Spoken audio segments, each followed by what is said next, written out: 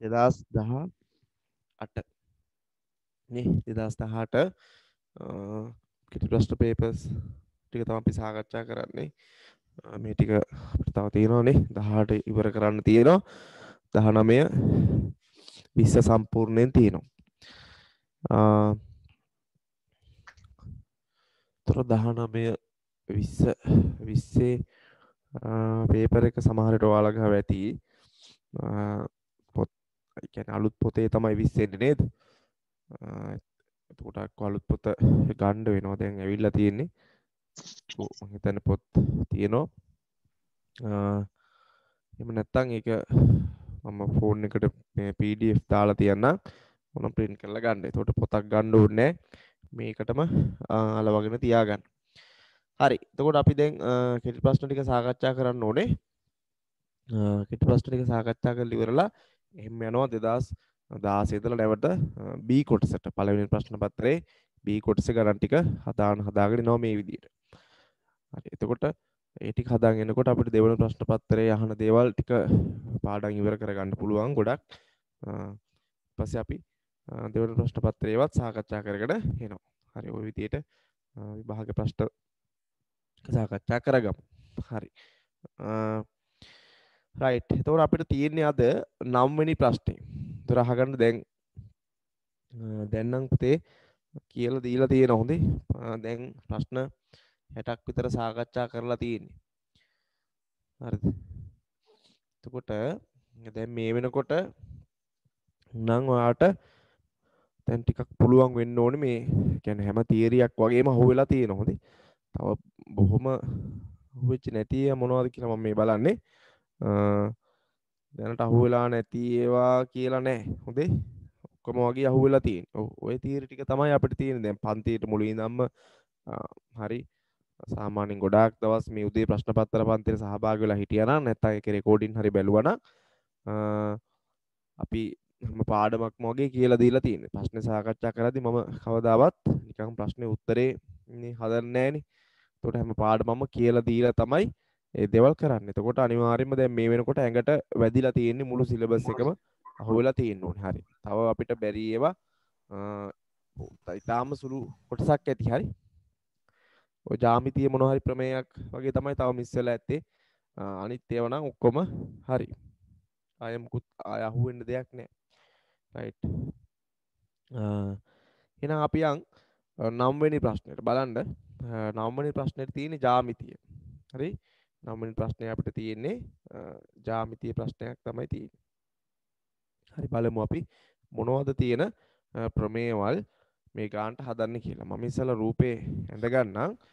රූපේ ඇඳගෙන අපි බලමු මේකේ තියෙන ප්‍රමේයවල් මොනවද කියලා. ඒතර වෘත්ත ප්‍රමේයවල් ගානක්. ඒතර මේක 10 වසර හොඳේ. මේ ගානත් 10 වසර කියලා හොඳට මතක තියාගන්න. මේ 11 වසර ජ්‍යාමිතියක් මොකක්වත් නෙවෙයි. දැන් අපි 10 වසර සමාන්තර ආශ්‍ර තමයි කතා කර කර ඉන්නේ.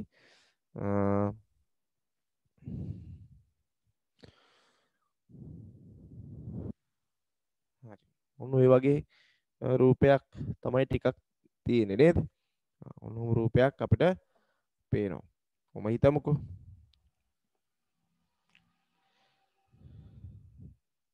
රයිට්. තව චුට්ටක් රූපේ වෙනස් වෙනවා. මම මේ රූපේ එහෙමම අඳින්නම්. මේ රූප හරි වැදගත්. හොඳේ ජ්‍යාමිතියේ ගණන් හදනකොට හොඳට මතක තියාගන්න රූපේ ඇඳ ගැනීම. රූපේ ඇඳ ගැනීම වැදගත්. රයිට්. මෙන්න මෙහෙම තියෙන්නේ ගාන. රයිට්. ඔන්න බලන්න. මෙන්න මේ විදිහට ගාන තියෙනවා.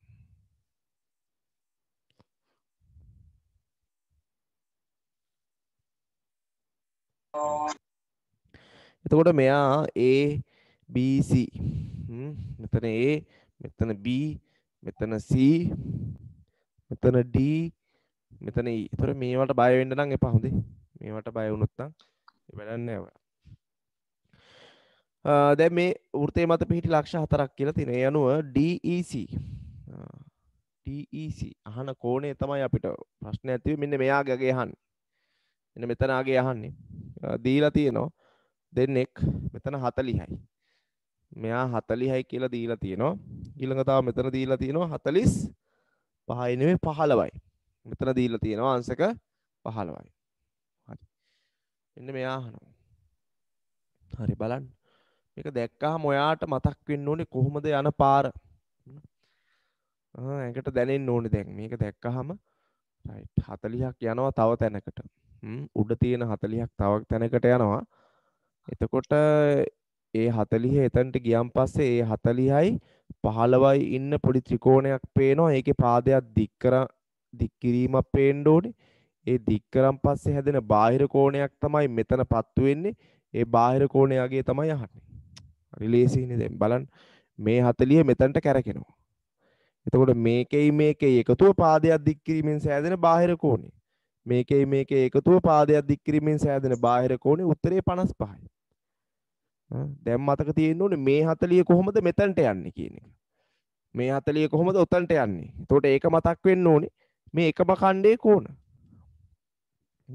මේ AB ජායක් වුණොත් අපි දැකලා තියෙනවා මං කියලා දීලා තියෙනවා මේ ජායෙන් ඒකි මෙතන වැදිලා මෙතනට එන එකයි එතනින්ම පිට වෙලා තව තැනක මේ සීගාව වැදිලා ආයෙත් එතනට යනවා. එතකොට අපි දන්නවා මේ එකම ඛණ්ඩයේ කෝණ.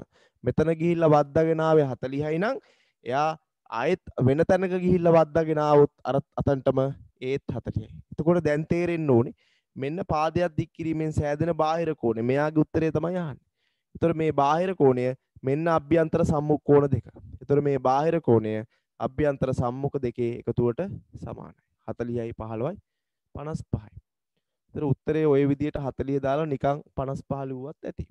ලකුණු හම්බෙනවා. හරි. එතකොට මේකට බලපාන ප්‍රමේයවල් දෙකක් තියෙනවා. ඒ ප්‍රමේයවල් දෙක තමයි මොකද්ද?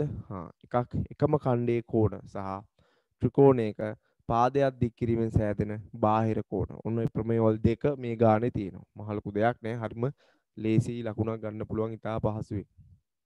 හරි ලියාගමු අපි ප්‍රමේය. මේකට යන පළවෙනි ප්‍රමේය ලියන්න.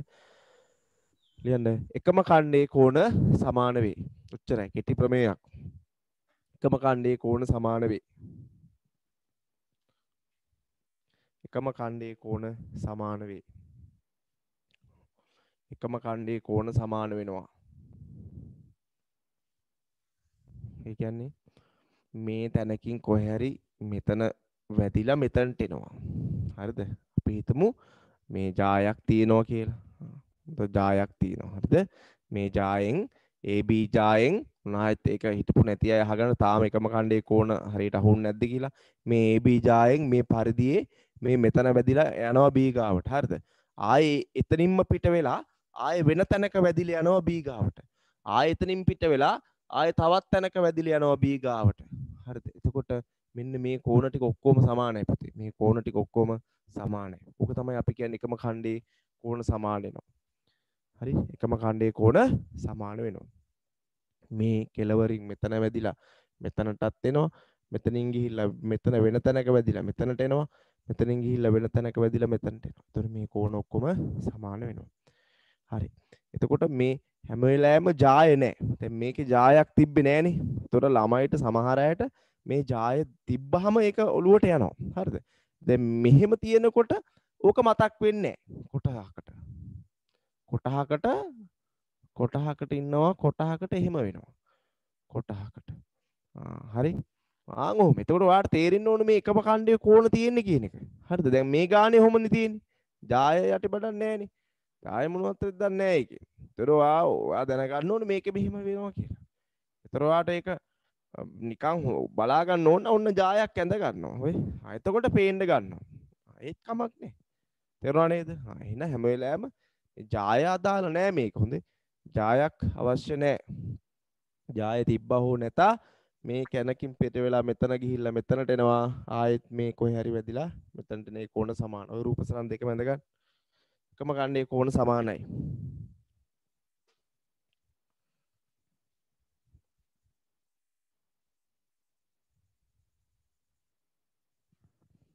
හරි ඔක ඇඳ ගන්න.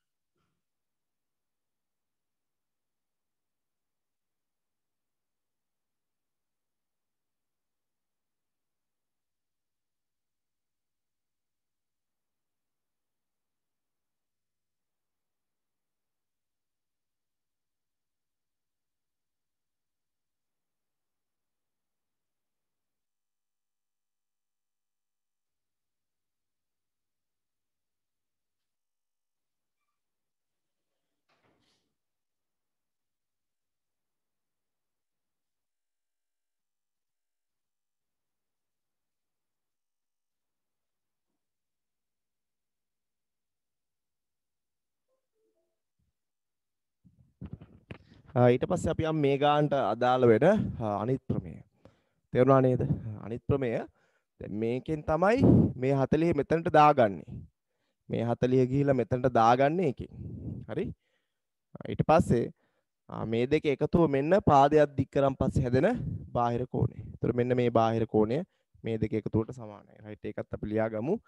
ලියන්න ත්‍රිකෝණයක අපි නේ සාමාන්‍ය ඉගෙන ගන්න පළවෙනි ප්‍රමේයත් මේක තමයි. මේකටත් පස්සේ තමයි ත්‍රිකෝණ වල අභ්‍යන්තර කෝණ වල එකතු 180යි කියන්නේ. මුලින් මේක ගැන තමයි අපි ඉගෙන ගත්තේ. ලියන්න ත්‍රිකෝණයක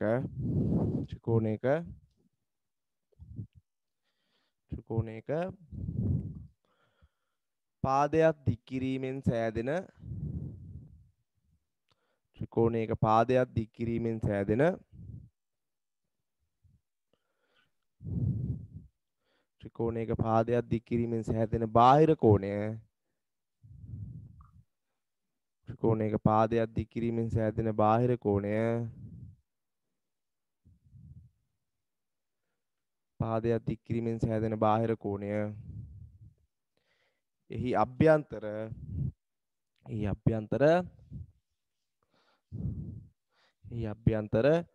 සම්මුඛ කෝණ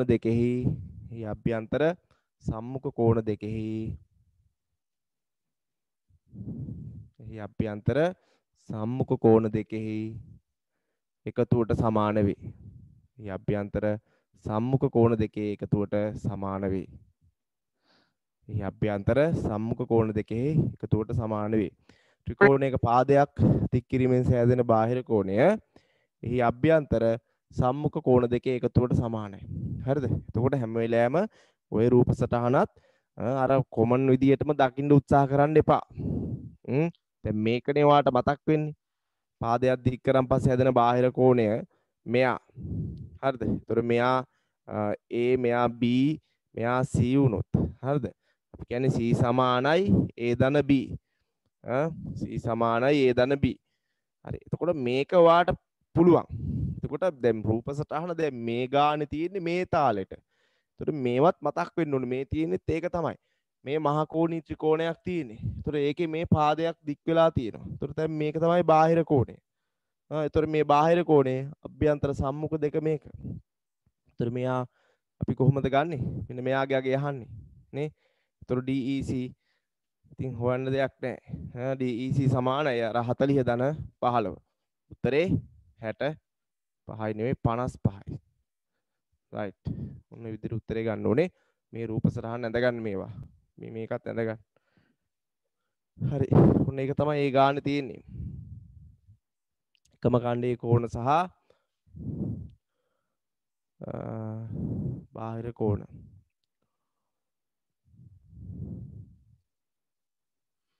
පාදයක් දික් කිරීමෙන් සෑදෙන බාහිර කෝණ.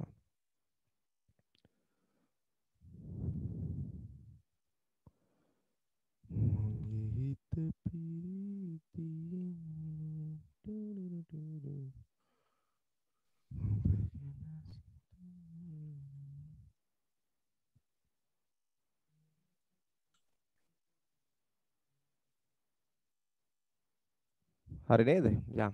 රයිට්. එහෙනම් අපි යනවා ඊළඟ ප්‍රශ්නෙට. හරි. එකම කණ්ඩේ කෝණ අපි ඉස්සරහට කතා කරනවා. ජ්‍යාමිතිය පාඩමේ සාධනය කරන්න සමාන්තර ආශ්‍රය උරුණන් පස්සේ ඒවට තමයි එන්නේ. රයිට්. අපි එන්නේ ඒවට.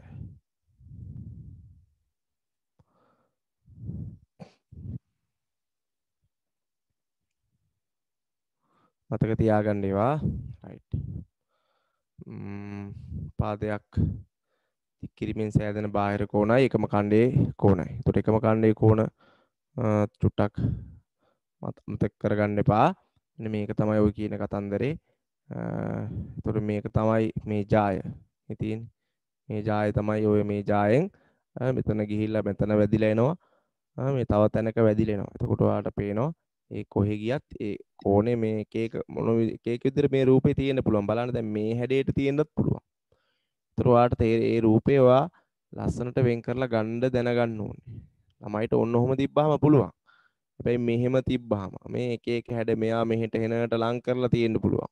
හරිද? ඔහොම තියෙන්න පුළුවන්. ඕම තියෙන්න පුළුවන්. ඒතර මොන විදියට තිබ්බත් ඔයා දැනගන්න ඕනේ මේ තියෙන්නේ එකම ඛණ්ඩයේ කෝණ කියන එක. හරි. ඊළඟ මේ ජාය කියන එක. හරිද? මේ ජාය නැති වෙන්න පුළුවන්. ඒ ජාය අදාළ නැහැ. හරිද? දැන් මේ අපේ අද දැන් තියෙන ගාන මේ වගේ. මොනෝම ගානක් තමයි තිබ්බේ. ඒතර ජායක් මොනවත් නැහැ. හරි? ඒවත් මතක තියාගන්න. ජාය ඕනේ නම් ඔයාට මෙතන කඩීරි පාරක් හරි මේ ජාය ඇඳ ගන්න. ඔය විදිහට ඒවා මතක තියාගෙන ඉන්න. හරි. එහෙනම් අපි යන් ඊළඟ ප්‍රශ්නෙට 10 වෙනි ප්‍රශ්නේ. විසඳන්න තියෙනවා වර්ගජ සමීකරණයක්. වර්ගජ සමීකරණයක් තියෙනවා විසඳන්න. ඒතර මේවත් මේ 10 වසර. හරිද? බලන්න මේ ඔක්කොම දැන් මේ අපි හදන කෙටි ප්‍රශ්න බලන්නකෝ. වැඩිපුරම තියෙන කීයේ වසර ප්‍රශ්නද කියලා බලන්න. ඔක්කොම තියෙන්නේ 10 වසර. එතකොට ඔයා විභාගයට යනකොට 11 වසරත් සම්පූර්ණයෙන් ඉවර කරලා යන ළමයෙක්. එතකොට දැන්ට අපිට හම්බුනේ නැහැ එකක්වත් 11 වසර ප්‍රශ්නයක් හදන්න. මොනවද දන්නවද? 11 වසර ප්‍රශ්නයක් තව එක ප්‍රශ්නයක් හම්බුනේ නැහැ. අපි මේ හදන්නේ 10 9 ප්‍රශ්න හදන්නේ. එතකොට 10 වෙනි ප්‍රශ්නේත් මේ 10 වසර. හරිද? මේවා 10 වසර තියෙන්නේ. 10 වසර වර්ග සමීකරණ පාඩම. 11 වසර නෙවෙයි 10 වසර වර්ග සමීකරණ පාඩම. හරිනේ? ඒතර දැන් අපි දන්නවා වර්ග සමීකරණ අපිට තියෙන්න පුළුවන් එක එක ආකාරي. සාමාන්‍ය වර්ග සමීකරණයක පොදු හැඩය කියන්නේ අපි මේකනේ. වර්ග සමීකරණයක පොදු හැඩය කියන්නේ අපි මෙන්න මේක. x නේ ax වර්ග ධන bx ධන c සමානයි බිඳු ආකාර. හරි. මේ වගේ වර්ග සමීකරණයක් තියෙනවා. එතකොට මේ වර්ග සමීකරණයේ විසඳුම හොයන්නේ කොහොමද? මේ තමයි උපරිම අවස්ථාව. දෙන්න පුළුවන් භයානකම විදිය. එතකොට මේක සාධක කැඩෙනවා නම් සාධක කඩලා පුළුවන්. වර්ග පූර්ණය කරනවා නම් වර්ග පූර්ණය කරලා පුළුවන්. සාධක කැඩෙන්නේ නැත්නම් තව සූත්‍රයක් තියෙනවා ඒක භාවිතා කරලත් පුළුවන්. එතකොට මේ වර්ග සමීකරණයේ විසඳුම් දෙකක් තියෙනවා. x සමානයි තව එකක් x හෝ x සමානයි මේක. එතකොට ඒ විසඳුම් දෙක අපි ගන්න ඕනේ හෝ කියන විසඳුම් දෙක. එතකොට මේ වර්ග සමීකරණය කොහොමද? මේ තමයි සාමාන්‍යයෙන් කෙටි ප්‍රශ්නයට දෙනකොට අනිවාර්යයෙන්ම සූත්‍ර දාන්න වර්ග පූර්ණ කරන්න මොකුත් නැහැ. කො සාධක කැඩෙනවා. දැන් මේ තමයි වර්ග සමීකරණයක්. මේ සාධක කැඩෙන්න දෙන්න පුළුවන් උපරිම එක. එතකොට මේකේ අපි සාධක දෙක කඩා ගන්න ඕනේ.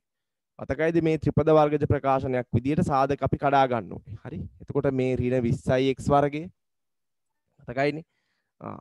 දැන් ලියනවා පද දෙකක ගුණිතයක් ඍණ xy වර්ගයට පද දෙක අඩු වෙලා මෙතන ඍණනේ එදත් කියලා දුන්න පද දෙක අඩු වෙලා 8 හැදෙන්න ඕනේ.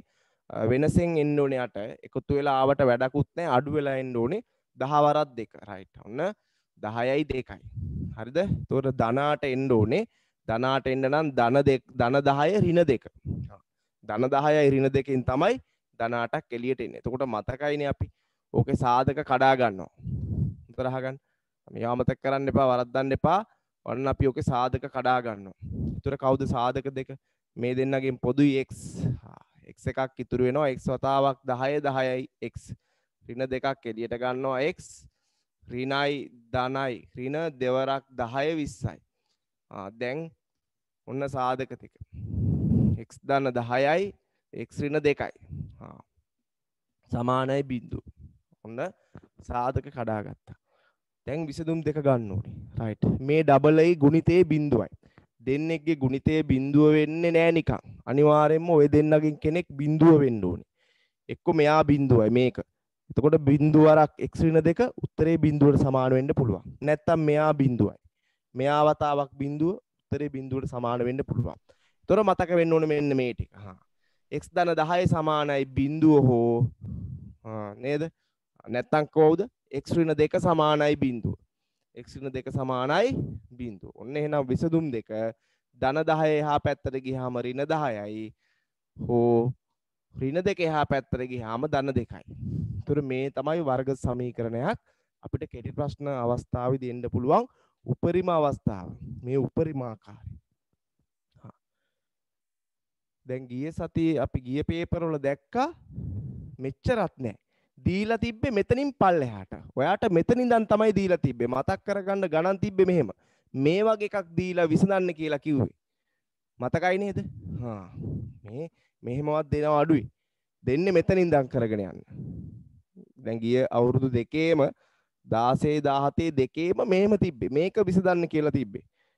එතකොට මෙච්චරවත් නැහැ. එතකොට අර මේ ටික විතරයි යන්න තියෙන්නේ. x ඉන 3 සමානයි බිඳුව හෝ මෙතනින් පහළ කොටස. x ධන 2 සමානයි බිඳුව. එහෙනම් x සමානයි ධන 3යි හෝ x සමානයි ඍණ 2යි. ඕක තමයි තිබ්බේ. ওই ටික. ඒතර මේ තමයි වර්ගජ සමීකරණ සාධක කඩලා විසඳන විදිය. විසඳුම් 2. හරි නේද? කොහොම හරි ඔන්න මේ ගාන ලියා ගන්න. මේ ගාන හදා ගන්න. වර්ග සමීකරණ මේ සාධක කඩලා විසඳන විදිය හදා ගන්න. මෙහෙම උපරිම මේ ලොකු ගානක් මෙහෙම දෙන්න පුළුවන්. සාමාන්‍යයෙන් දෙනවා අඩුයි. මේ පේනවනේ ගොඩක් හදන්න තියෙනවා. හරි. ඔන්න වර්ග සමීකරණයක් විසඳනවා. ත්‍රිපද වර්ගජ ප්‍රකාශනයක් තිබ්බොත් සාධක කඩලා සාධක දෙක හොයාගෙන ඊට පස්සේ හෝ කියලා දාලා අපි ලියනවා.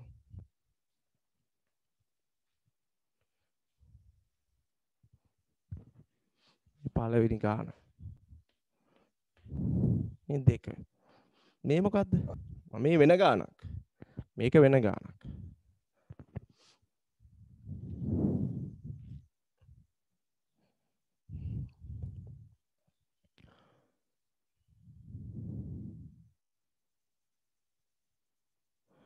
හරි. මේ තව ගානක්. විභාගෙට මෙතර කල අවුරුදු දෙකේ අහුනේ මේ විදියට. ඒ කියන්නේ මේ ගාන මේ මට්ටමින් දෙන්නේ නැතුව මේ මට්ටමට වෙනකන් එයාලා හදලා පේපරේ මේ මට්ට වෙනකන් හදලා මෙතනින් එහාට ටික විතරයි ඔයාලට හදන්න තියෙන්නේ. විසඳන්න කියලා තියෙන්නේ. ඒතර ඔයාලට කරන්න තියෙන්නේ මේ පියවර තුන විතරයි. ලේසිම පියවර තුන. අමාරු ටික ඒගොල්ලෝ හදලා තියෙනවා. එතකොට විභාගෙදී එහෙම දෙන්න පුළුවන්. එතකොට මේ වර්ග සමීකරණ ගානක්. මේත් වර්ග සමීකරණ. හරිද? මේත් වර්ග සමීකරණ. හිතන්න එපා මේක දැක්කම මේ මොකද්ද මේ පාඩම? මේ වර්ගජ සමීකරණ පාඩම. මේ වර්ගජ සමීකරණයක් තියෙන්නේ. වෙනසකට තියෙන සමීකරණේ සාධක කඩලා තියෙන්නේ. එච්චරයි. වර්ගජ ප්‍රකාශනයේ පැත්තේ කොටසේ සාධක කඩලා තමයි තියෙන්නේ. ගැටලුවක් නැහැ. ඒත් මේවා වර්ගජ සමීකරණයක්. මේකත් වර්ගජ සමීකරණයක්. මේවට අපි කියන්නේ වර්ගජ සමීකරණ. ඒතර විසඳන්නේ මේ විදියට. මුලින් ඉඳන්ම තිබ්බොත් ඔක්කොම ටික අපිට කරගෙන යන්න වෙනවා. අපි ඔක්කොම ටික කරගෙන ගිහිල්ලා මේ පියවර අපිට එන්න වෙනවා මෙතනට වෙනකම්. එතකොට ඔන්න මේ සාධක කඩන කෑල්ල මේ මැද්දේ හදන්න ඕනේ නැහැ. මේක කටකොලයක හදලා වෙනම සාධක කඩපු දෙක මෙතනට ගෙනල්ලා දාගෙන හදන්නත් පුළුවන්. නැත්තම් ඔහොම පල්ලයට හදනවා. මේක නම් ලේසි. හරි. ඔය විදිහට තියෙනවා. හරි නේද? වර්ග සමීකරණ විසඳීම. එහෙනම් මේ වර්ග සමීකරණයත් විසඳන්න බලන්න. මම ගණන් දෙකක් දෙනවා. මේක හදන්න මේ වර්ග සමීකරණය. x වර්ගයේ ධන 10යි x 16 සමානයි බිඳුව. මේ වර්ග සමීකරණේ විසඳන්න. ඕක දීලා කියන්නේ විසඳන්න කියලා. හරි හදන්න ඕක.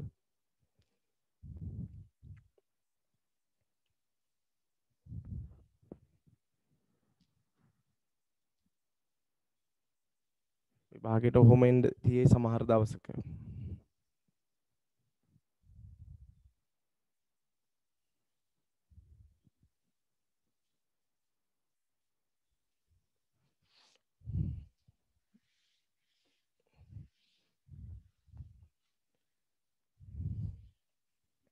හරි.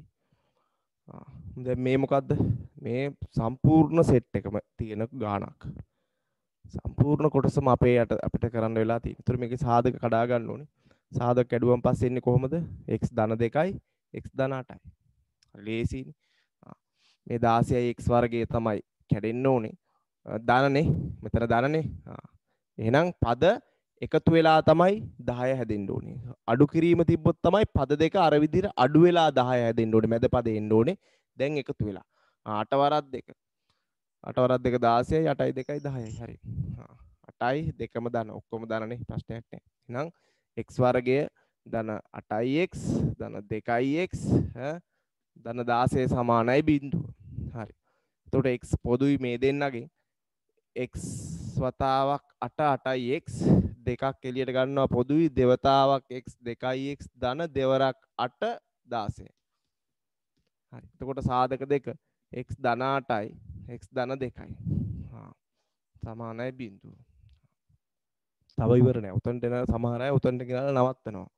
කිසි අවබෝධයක් නැතුව ගියොත් උතනින් සාධක කඩන්න තිබ්බ කියලා හිතෙන්නේ නෑ. විසඳන්න ඕනේ. දැන් x ධන 8 සමානයි බිඳුවයි. හෝ මෙන්න මෙයා. හෝ නැත්තම් අඩුම x ධන 2 සමානයි බිඳුව වෙන්න ඕනේ කියලා ලියන්න ඕනේ.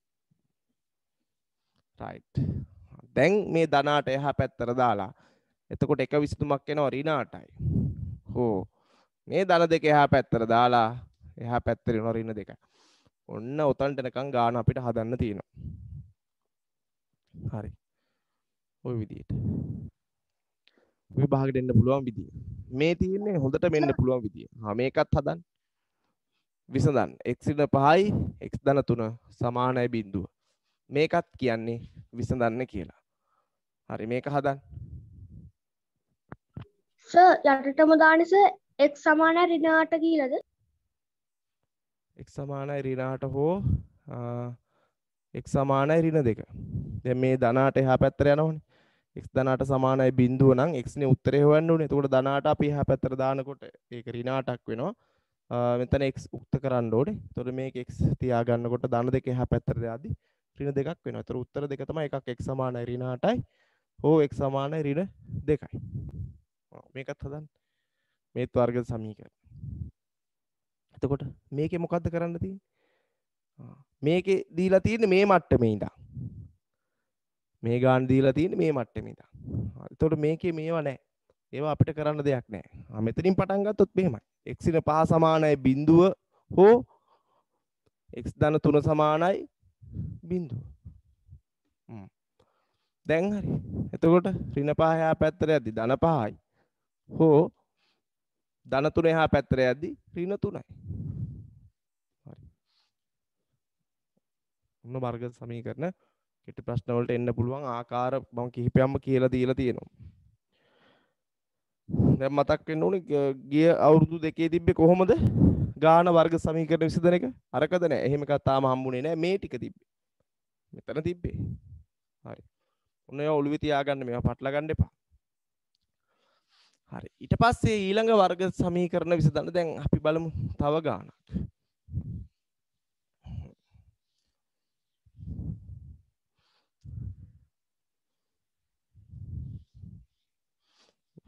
සාධක වෙන් කිරීමෙන් වර්ග සමීකරණ විසඳීම. x වර්ගයේ ඍණ 25 සමානයි බිඳුව. විසඳන්න. මේකත් වර්ගජ සමීකරණයක්. මේ රයිට්. අපි බලන්න ඕනේ හැම එක දැන් මේකේ සාධක විදිහට නෙවෙයි දීලා තියෙන්නේ. වර්ග සමීකරණ විසඳන්න මේවා සාධක භාවිතයෙන් විසඳෙන්න ඕනේ. එහෙනම් මේ වම් පැත්ත කොටස අනිවාර්යයෙන්ම සාධක කැඩෙන්න ඕනේ. දැන් බලන්න මේක සාධක වෙන් කරගන්න පුළුවන්ද කියලා. ත්‍රිපද වර්ගජ ප්‍රකාශනයක්ද නැහැ. මේ වර්ග දෙකක අන්තරය. පැහැදිලිද? වර්ග දෙකක අන්තරය. මතකයිනේ වර්ග දෙකක අන්තරය. x වර්ගයේ ඍණ y වර්ගයේ. මොනවද සාධක දෙක? මොනවද සාධක දෙක? එකක් x ඍණ y අනිත් එක x ධන y. ඕකට අපි කියනවා වර්ග දෙක අන්තරයේ සාධක වෙන් කිරීම. ත්‍රිපද වර්ගජ ප්‍රකාශනය නෙවෙයි. මේක ලේසි එකක්. මේකේ මහලුකු දෙයක් නැහැ. එතකොට ගාන එන්න පුළුවන් මේ විදිහට. විසඳන්න. එතකොට මේක කොහොමද? මේ ත්‍රිපද වර්ගජ ප්‍රකාශන නෙවෙයිනේ පද දෙකයිනේ. එතකොට මේක මතක් වෙන්නුනේ නම් මේ වර්ග දෙක අන්තරය. හරිනේ. x වර්ගය 25 කියන්නේ 5 වර්ගය. ඔන්න දැන් තමයි වර්ග දෙකක් තියෙන්නේ. මෙන්න වර්ග දෙකක් තියෙනවා මෙන්න අන්තරයක් තියෙනවා. සාධක දෙක. මොනවද සාධක දෙක? x ඍණ 5යි x ධන 5යි. x ඍණ 5යි x ධන 5යි. හරි. එහෙනම් මතක තියාගන්න මෙතනින් එහාට වර්ග දෙක අන්තරය අපිට ගණන් එන්නත් පුළුවන්. ත්‍රිපද වර්ගජ ප්‍රකාශන නැතුව මේ කොටසේ තියෙන්න පුළුවන් වර්ග දෙකක අන්තරය කියන එක. ඒකට ඒකත් ඊටාම වැදගත්. ඒ සාධක කඩා ගන්න ඕට. රයිට් ලියන්න මෙහෙම මාතෘකාවක් ලියන්න. ඔව් තව සුළු වෙන්න ඕනේ. මම මේ වර්ග දෙක අන්තරේ විතර කොටස විතරයි කරේ. ලියන්න අපි ගණන් හදමු. ලියන්න වර්ග දෙකක අන්තරේ ලියන්න වර්ග දෙකක අන්තරයක්සේ දැක්වෙන මේවා 10 වසර පුතේ හොදේ වර්ග දෙක අන්තරයක්සේ දැක්වෙන වර්ග දෙක අන්තරයක්සේ දැක්වෙන ප්‍රකාශනවල සාධක වෙන් කිරීම. වර්ග දෙක අන්තරයක්සේ දැක්වෙන ප්‍රකාශනවල සාධක වෙන් කිරීම.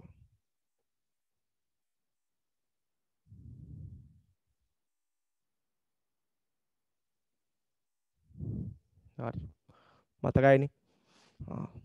x වර්ගයේ ඍණ y වර්ගයේ වගේ වර්ග දෙකක් තියලා මැද අන්තරයක් තිබ්බොත් ඕකේ සාධක අපිට කඩන්න පුළුවන් කොහොමද? එකක් x ඍණ y.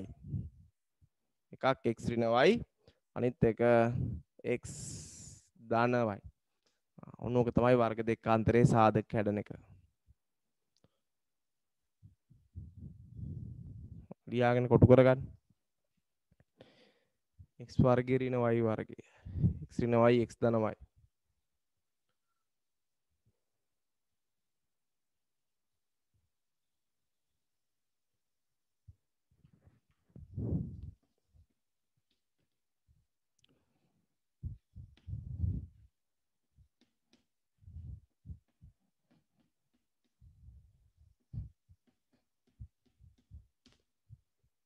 හරි. මේ වගේ වර්ග දෙකක් තියෙනවා. මේක බලන්න. මේක නම් වර්ග දෙකක අන්තරයක් තියෙනවා. අරකේ එහෙම නෑ වර්ග එක වර්ගයේ තියෙන වර්ග දෙකක් නෑ අන්තරයකුත් තියෙනවා. එක වර්ගයකුයි අන්තරයකුයි තමයි තියෙන්නේ. නේද? එහෙනම් අපිට ඒක කඩන්න කලින් අනිවාර්යයෙන්ම දෙපැත්තේ වර්ග දෙකක් තියෙන්න එපා. මේක බලන්න 49 කියන්නේ 7 වර්ගය. දැන් හරි. ඔන්න දැන් වර්ග දෙක අන්තරේ තියෙනවා. වර්ග දෙකයි මැද අන්තරයයි. x ඍණ 7යි x ධන 7යි. ඔන්න සාධක කඩන විදිය. ඒ ලියාගන්න ඒ ගණන්. ඔයා නම් කියලා දීලා තියෙනවා ඈ.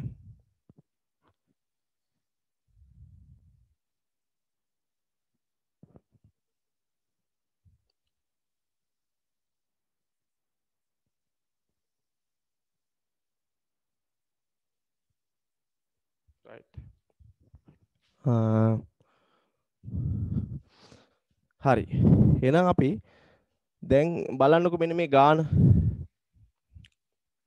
වර්ග දෙක අතරේ ප්‍රකාශන සාධක කඩන්න දන්නවා. දැන් මෙතන තියෙන අපිට වර්ග සමීකරණයක් විසඳන්න. හරිද? උතර වර්ග සමීකරණ විසඳන්න තියෙන x වර්ගයේ ඍණ 36. x වර්ගයේ ඍණ 36 සමානයි බිඳුව. ඒතර දැන් මේ පැත්තේ මේ ප්‍රකාශනයේ වම් පැත්ත අනිවාර්යයෙන්ම සමීකරණ විසඳන්න නම් එක්ක සාධක කැඩෙන්න ඕනේ. අනිවාර්යයෙන්ම සාධක කැඩෙන්න ඕනේ මොන හරි ක්‍රමයකට. එක්ක එක ත්‍රිපද වර්ගජ ප්‍රකාශනයක් වෙයි. නැත්නම් වර්ග දෙක අන්තරයක් වෙයි. දැන් මෙතන මොකද්ද තියෙන්නේ? ත්‍රිපද වර්ගජ ප්‍රකාශනද? නැහැ. මේ වර්ග දෙක අන්තරේ. x වර්ගය 36 කියන්නේ 6 වර්ගය සමානයි බිඳුවයි. කෝ සාධක දෙක? x ඍණ 6යි x ධන 6යි. දැන් හරි. සාධක වෙන් කරනකොට මොන විදියට ආවත් මෙතනට ඇවිල්ලා තමයි යන්නේ. පැහැදිලිද? ඒක ත්‍රිපද වර්ගජ ප්‍රකාශනද මොකක්ද කියන එක අදාළ නැහැ. වර්ග සමීකරණ විසඳීමේදී මෙන්න මේ මට්ටමට ගේන්න ඕනේ. මේක තමයි අපේ අන්න මෙතනට ආවම වැඩේ හරි. කොහොම හරි. දැන් හරි. දැන් මෙතනින් එහාට කොහොමද යන්නේ? දැන් x ඍණ 6 සමානයි බිඳුව හෝ x ධන 6 සමානයි බිඳුව. ඒව වෙනසක් නැහැ. එතකොට අර සාධක කැඩෙන එක තමයි මෙතන වෙනසක් තියෙන්නේ. මේ මට්ටමට ආවන් පස්සේ ගානේ මොන ගානද වර්ග මේ සාධක ත්‍රිපද වර්ගජ ප්‍රකාශනද වර්ග දෙක අන්තරේද කියන එක නෑ මෙතනින් පස්සේ. ඒක හැමෝටම එකම දෙයක් තියෙන්නේ. මේ මට්ටමේ මෙතනට ගන්නකොට තමයි අපිට වෙනස් වෙන්නේ. වර්ග දෙක අන්තරයක් තිබ්බොත් මේ විදියට ත්‍රිපද වර්ගජ ප්‍රකාශන අර කලින් තිබ්බ විදියට. මේ මට්ටමට ආවන් පස්සේ කෝකත් එකයි. x ඍණ 6 සමානයි බිඳුව හෝ x ධන 6 සමානයි බිඳුව. එහෙනම් ඍණ 6 එහා පැත්තට යද්දී එක විසඳුමක් ධන 6 හෝ ධන 6 එහා පැත්තට යද්දී අනිත් එක ඍණ 6යි. ඔන්න ඒක හදන විදිය. වර්ග දෙක අන්තරයක් විදිහට සාධක කරලා වර්ග සමීකරණය විසඳනවා. ඒක හදපුවා මේක හදන්න. x වර්ගයේ ඍණ 81 සමානයි බිඳුව. වර්ග සමීකරණය විසඳන්න.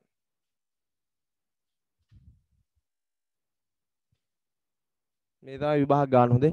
මේක විභාගේ ගන්න. එතකොට මෙන්න මෙතනට ගේන්න ඕනේ. වර්ග සමීකරණ විසඳුම්නේ අහන්නේ. මේක සමීකරණයක්.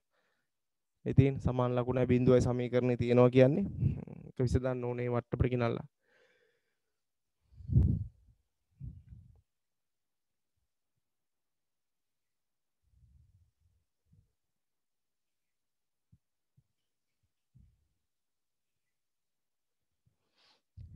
හරි.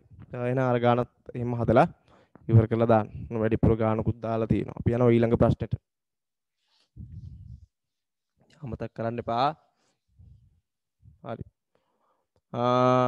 x වර්ගයේ ඍණ 81 සමානයි 0. x වර්ගය 81 කියන්නේ 9 වර්ගය.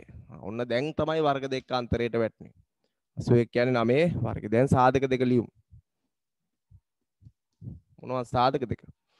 x මැද්දේ ඍණ අවස්ථාව ඊළඟ එකයි මැද්දේ මොන එකද? දන්න. දැන් වර්ග සමීකරණේ කොහොමත් පොදුයි මේ ටික. මොන විදියට ආවත් x ඍණ 9 සමානයි 0 හෝ ඊළඟ x ධන 9 සමානයි 0. මේ දෙකේ ගුණිතයේ බිඳුවක් නම් එක්ක මේ කොටස බිඳුව වෙන්න ඕනේ නැත්නම් මේ කොටස බිඳුව වෙන්න ඕනේ. ඒක තමයි කියලා තියෙන්නේ. ඍණ 9 එහා පැත්තට දානවා. එතකොට ධන 9 වෙනවා. අනිත් එක ධන 9 එහා පැත්තට දානකොට ඍණ 9ක් වෙනවා. ඔන්න විසඳුම් දෙක. හරි. 11 වෙනි ප්‍රශ්නේ. ඒවත් 10 වසර. 11 ප්‍රශ්නයත් 10මයි. තාම 11 වසර අපිට එක විභාග ගානක්වත් හම්බුන්නේ නැහැ. 11 වසර තියරි උගන්වපු ඒවා. 11 වෙනි ප්‍රශ්නේ 10 වසර. ශීඝ්‍රතාවය. පැහැදිලිද? ශීඝ්‍රතාවය කියන්නේ 10 වසර පාඩමක්. 23 වෙනි පාඩම. ශීඝ්‍රතාවය කියන්නේ මේකෙදි තමයි අපිට අර තියෙන්නේ වේගය ශීඝ්‍රතාවය ওই දෙක. ඒතකොට අපිට සූත්‍ර මතක් වෙන්න ඕනේ වේගය සමානයි දුර බෙදීම කාලය. ඒතකොට ශීඝ්‍රතාවය තියෙන්නේ මොකද්ද? ශීඝ්‍රතාවය කියන්නේ වේගය වගේම තව එකක් තමයි. අපි හිතමු මේ වතුර ගලාගෙන එන වේගය. ඒ වගේවට අපි වතුර ගලාගෙන එන වේගය කියන එක කියන්නේ නැහැ. වේගය කියන්නේ වාහනයක් ගමන් කරනවා, පුද්ගලයෙක් ගමන් කරනවා, මෝටර රථයක්, බයිසිකලයක් ගමන් කරනවා ඔය වගේ. එතකොට අපිට ගඟක හරි මොකක වතුර ගලන් යන එකට අපි නැත්තම් මෝටරයක වතුර බටයකින් වතුර එන එකත් අපිට පේනවා වතුර පාර මෙහෙම යනවා.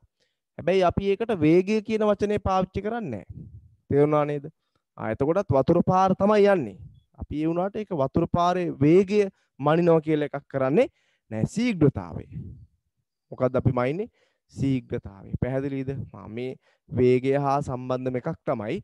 හැබැයි ඒක වෙනස් ටුට්ටක්. අපි ශීඝ්‍රතාව බලන්නේ ගොඩක් දේවල් වලට මේ පරිමාවකට නේ. වතුර ගලාගෙන එන ශීඝ්‍රතාවය. එයාලා අපිට පේනව නේද? වතුර ගලාගෙන මේ වේගය දැන් වැවක වාන්දුරට විවෘත කරාම කියනවා තප්පරයකට ඝන අඩි මෙච්චර ප්‍රමාණයක් ශීඝ්‍රතාවකින් වතුර එනවා කියලා කියනවා නේ. වැහලා වාන් දානකොට ඔය නිවුස් වලට එහෙම කියන්නේ නේ. තප්පරයකට ඝන අඩි මෙච්චරක් මේ වැව්වෙන් වතුර පිට වෙනවා. අන්න ඒ වගේ ශීඝ්‍රතාවය කියන්නේ වතුරට තියෙන වේගය. වතුර ගලාගෙන යන වේගය. වතුර ගලන් යන්නේ වාහනයක් යනවා වගේ නෙවෙයිනේ. ඒක වෙනම එකක් නේද? ඒකටත් වේගය තියෙන. එතකොට ඒ ජලට ගලාගෙන එනකොට වේගය තියෙන්නේ අපි ශීඝ්‍රතාවය කියලා තමයි කියන්නේ. ශීඝ්‍රතාවය. එතකොට ශීඝ්‍රතාවයේ සූත්‍රය තමයි පරිමාව බෙදීම කාලය.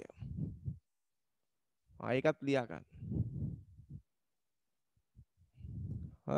ඒකක කාලයකදී ගෙවා යන පරිමාවට අපි කියනවා ශීඝ්‍රතාවය.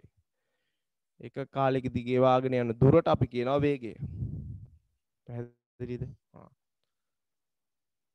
පරිමාව බෙදීම කාලය අපිට කියන්න පුළුවන් ශීඝ්‍රතාවය. අපිට ඕන නම් මේක කෙටියෙන් සූත්‍රයක් විදිහට හඳුන්වන්නත් පුළුවන්. S ශීඝ්‍රතාවයට අපි කියන්නේ S අකුර තමයි දාන්නේ.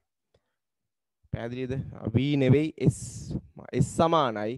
මෙතන V කියන්නේ වොලියුම්. T කියන්නේ කාලය. S සමානයි V බෙදීම T කියලා සූත්‍රයක් ඔළුවේ තියාගන්නත් පුළුවන්. අපිට ඕන වෙනවා එහෙම. හරි? S සමයි ශීඝ්‍රතාවයට දාන V කියන්නේ මෙතන වේගය නෙවෙයි මේ වොලියුම් එක. වොලියුම් පරිමාව කාලය නම් T. හරි. ඒව මතක තියාගන්න. දැන් මෙයාලා අහනවා ඒකාකාර හැබැයි එතකොට ඔයාලා බලන්න දැන් මේක ඒකාකාර ශීඝ්‍රතාවයෙන් ජලය ගලා යන නලයකින් ධාරිතාවයේ ලීටර 400ක් වූ ටැංකියක් සම්පූර්ණයෙන්ම ජලය පෙරවීමට මිනිත්තු 8ක් ගත වේ. නලයේ ජලය ගලාගෙන එන ශීඝ්‍රතාවය සොයන්න. ඔන්න කොච්චරද පරිමාවක් පුරවන්න මෙච්චර කාලයක් ගත වෙනවා. ඒ පරිමාව ගත වෙච්ච ඒක පුරවන්න පරිමාව ගත වෙච්ච කාලයෙන් බෙදුවාම ඔය ශීඝ්‍රතාවය හොයන්න කියලා කියන්නේ. ටැංකියක් පුරවන්න තියෙනවලු මෙච්චර ලීටර කීයක්ද ලොකු ගාණක් 480ක් 480ක් පුරවන්න මිනිත්තු 8ක් යනවලු. එහෙනම් ශීඝ්‍රතාවය කියන්නේ ඒ පරිමාව බෙදීම ඒක පිරෙන්න ගත වෙච්ච කාලය. ඔය කියන ලීටර 480 පුරවන්න ඒ 480 බෙදන්න ඕනේ. ඒ 480ක් පුරවන්න ගියපු කාලයෙන්. එතකොට තමයි ශීඝ්‍රතාවය එන්නේ. රිලේසි. එතකොට මේක ඒකක මෙයාලා අහලා නැහැ. මොකෙන්ද කියලා අහලා නැහැ. එතකොට ශීඝ්‍රතාවය තප්පරයට ඝන සෙන්ටිමීටරද නැත්නම් නේද මිනිත්තුවට ඝන සෙන්ටිමීටරද මීටරද ලීටරද මොනවත් අහලා නැහැ. එතකොට අපිට පුළුවන් ප්‍රශ්නයක් නැහැ. මේකේ පරිමාව ඕන යුනිට් එකකින් දාන්න. දැන් ලියමු. පරිමාව උඩ ලීටර 480යි. පරිමාවට දාන්න උඩට 480යි ඒක ලීටර. යට කාලය. එතකොට මේ කාලය මිනිත්තු වලින් දීලා තියෙන්නේ 8යි. අපි මින් කියලා දානවා මිනිත්තු වලට. MIN මිනිත්තු 8යි. එතකොට එහෙනම් මේකේ උත්තරේ කීයද? 60යි. ඒකකය මේ මින් එක උඩට ගන්න පළවෙනි බලේ. ඒකක හැදෙන්නේ එහෙමනේ. එතකොට පළවෙනි බලේ උඩට එනකොට දර්ශක ධන දර්ශකේ ඍණ වෙනවා. එතකොට ඕක ඒකක හැදෙන්නේ මෙන්න මෙහෙම. මෙන්න මෙහෙම තමයි හැදෙන්නේ. මිනිත්තුවට ලීටර. ඔන්න ඔය විදිහට මිනිත්තුවට ලීටර 60ක ශීඝ්‍රතාවය කියනවා. පැහැදිලිද? දැන් බැරි වෙලාවත් මේ ගාන අහලා තියෙන්නේ අපේ ශීඝ්‍රතාවය තප්පරයට ලීටර වලින් හොයන්න කියලා කිව්වොත් ඔයා මෙතන මිනිත්තුවට දාගන්න බෑ. මේක 60න් ගුණ කරලා තප්පර කරලා දාගන්න ඕනේ. දැන් මෙයාලා මෙතන ඒකකයක් අහලා නැහෙනේ. තප්පරයට ලීටරද මිනිත්තුවට ලීටරද කියන එක අහලා නැහැ. එතකොට අපිට ඕන තරම් නිදහසක් තියෙනවා. එතකොට අපි කෙලින්ම මිනිත්තුවට ලීටර වලින් ශීඝ්‍රතාවය හොයනවා. ප්‍රශ්නයක් නැහැ.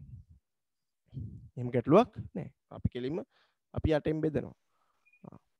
නැත්තම් කවුරු හරි මෙතනට තප්පර කරලා දාලා හදන්නත් පුළුවන්. එහෙමත් පුළුවන්. සාමාන්‍ය තප්පරයට ලීටරද මිනිත්තුවට ලීටරද ඔය විදිහට අපිට එක එක විදිහට ගාන හදන්න පුළුවන්. මෙතන දීලා තියෙන්නේ මිනිත්තුවට ලීටර 60ක ශීඝ්‍රතාවයකින් යනවා. එහෙනම් මතක තියාගන්න ඕනේ ශීඝ්‍රතාවය කියන්නේ පරිමාව බෙදීම කාලය. අමතක කරන්න එපා.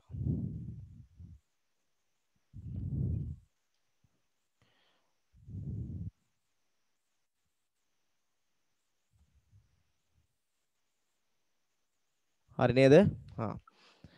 එහෙනම් අපි යන් ඊළඟ ප්‍රශ්නෙටත් 12 වෙනි එක. ජ්‍යාමිතිය. බලන්න දැන් සමාන්තර ආශ්‍ර ගීසතිය ලක්ෂණ ප්‍රමේය කියලා දීලා තියෙනවා. එතකොට එදා නම් මට එපා වුණා මේ පන්තිය කිරිල්ල. ඉගෙන ළමයි මේ තරම් තිරිසන්ද කියලා හිතෙනවා මේ පන්ති අපි කරනකොට. හරි.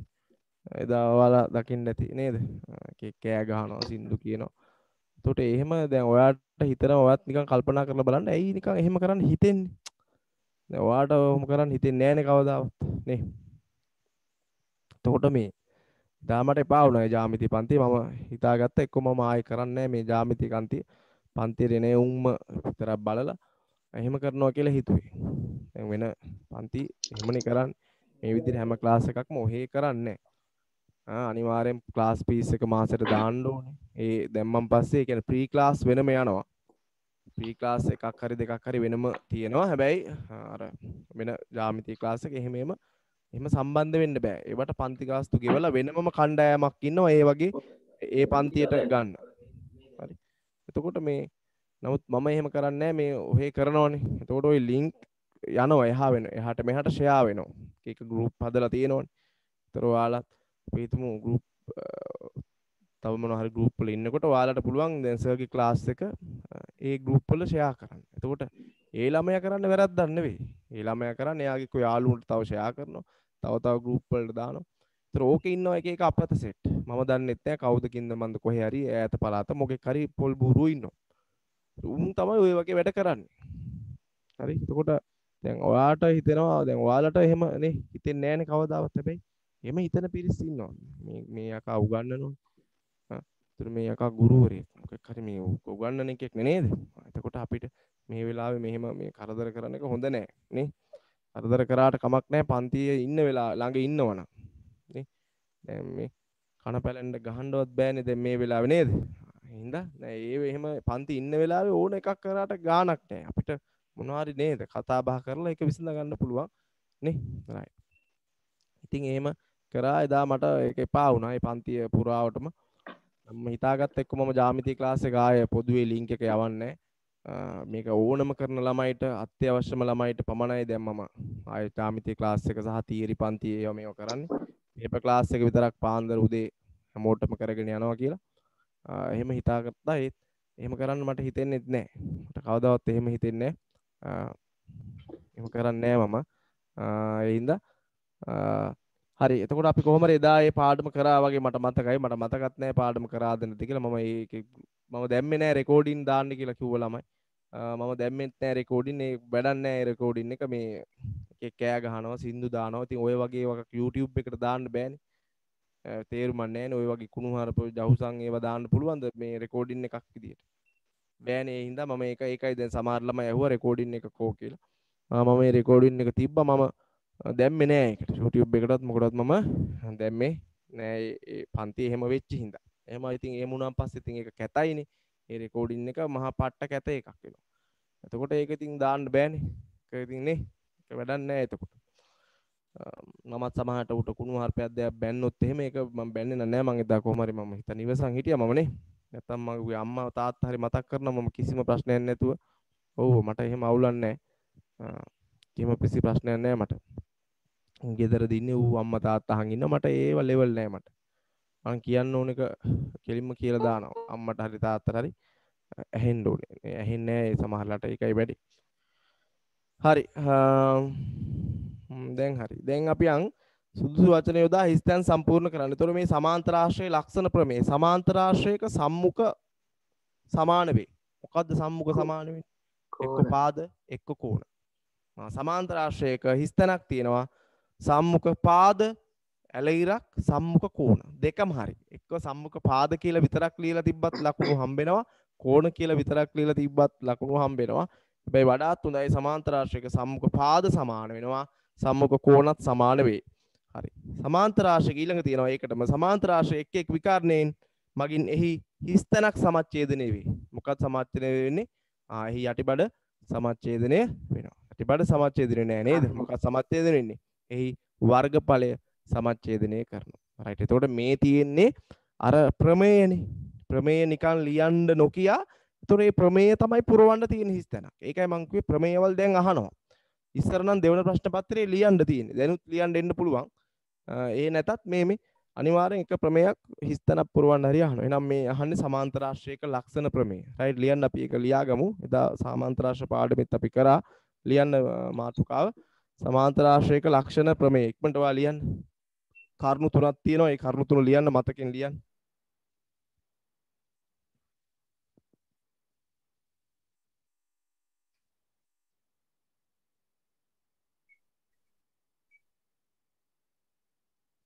දැන් ලබන ඊළඟ දවසෙත් අපි පන්ති ඔය කෑ ගහන්න හූ කියන්න පටන් ගත්තොත් මම ජ්‍යාමිති ක්ලාස් එක කරන්නේ කරන්නේ කොටසකට විතරයි. ඒකේ ඌමනාවම තියෙන මම වෙනම ගෲප් එකක් හදනවා. ඒ ගෲප් එකට තමයි කරන්නේ. හරි. එතකොට ඒකේ එක හිම්මෙන් ඕන නැති හාල්පාරු අවශ්‍ය නැති අයට මේ පන්තිය කරගෙන යන්න පුළුවන්. අර ජ්‍යාමිති පන්තියට සහ තියරි පන්තියට මම වෙනම ගෲප් එකක් හදනවා. ඒකට හැමෝටම සහභාගී වෙන්න බැරි වෙයි එහෙම වුණොත්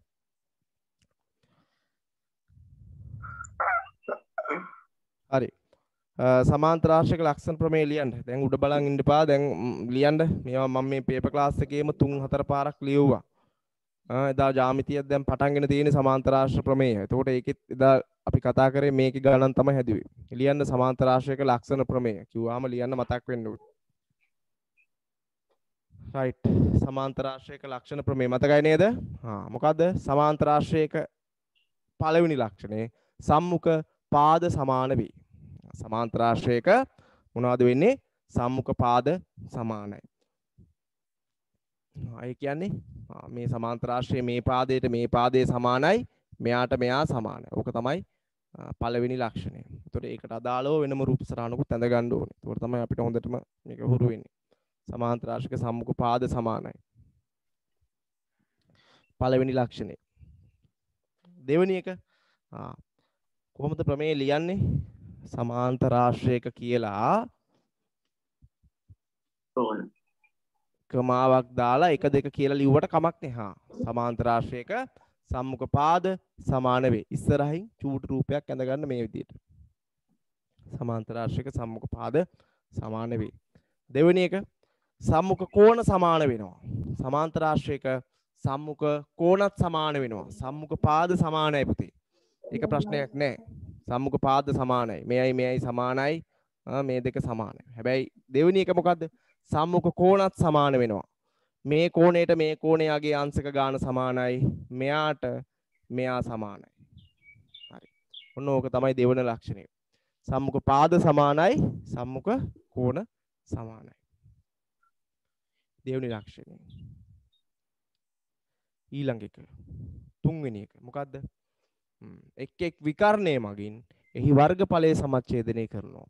මේ සමාන්තර ආශ්‍රය වර්ගඵලය දෙකට බෙදෙනවා එයාගේ විකර්ණය ඇන්දොත්. අපි හිතුව මේ විකර්ණය ඇන්දොත් මේ මුළු සමාන්තර ආශ්‍රය වර්ගඵලය 40යි නම් එහෙනම් මෙයා 20යි මෙයා 20යි. හරි. ওই සමාන්තර ආශ්‍රයේ ඔය විකර්ණය නොඇඳ මේ විකර්ණය මෙහෙම ඇඳනම් එහෙනම් දැන් මෙයා 20යි මෙයා 20යි. ඕක තමයි කියන්නේ. අපි හිතුව මුළු වර්ගඵලය 40යි මේක මේ විකර්ණයෙන් එයාගේ වර්ගඵලය කොටස් දෙකකට බෙදෙනවා. එහෙනම් සම්මුඛ පාද සමානයි සම්මුඛ කෝණ සමානයි එක් විකර්ණයෙන් එයාගේ වර්ගඵලය සමච්ඡේදනය කරනවා. හරි. ඕක තමයි සමාන්තර ආශ්‍රයේ ලක්ෂණ ප්‍රමේය කියලා අපි ඉගෙන ගන්න.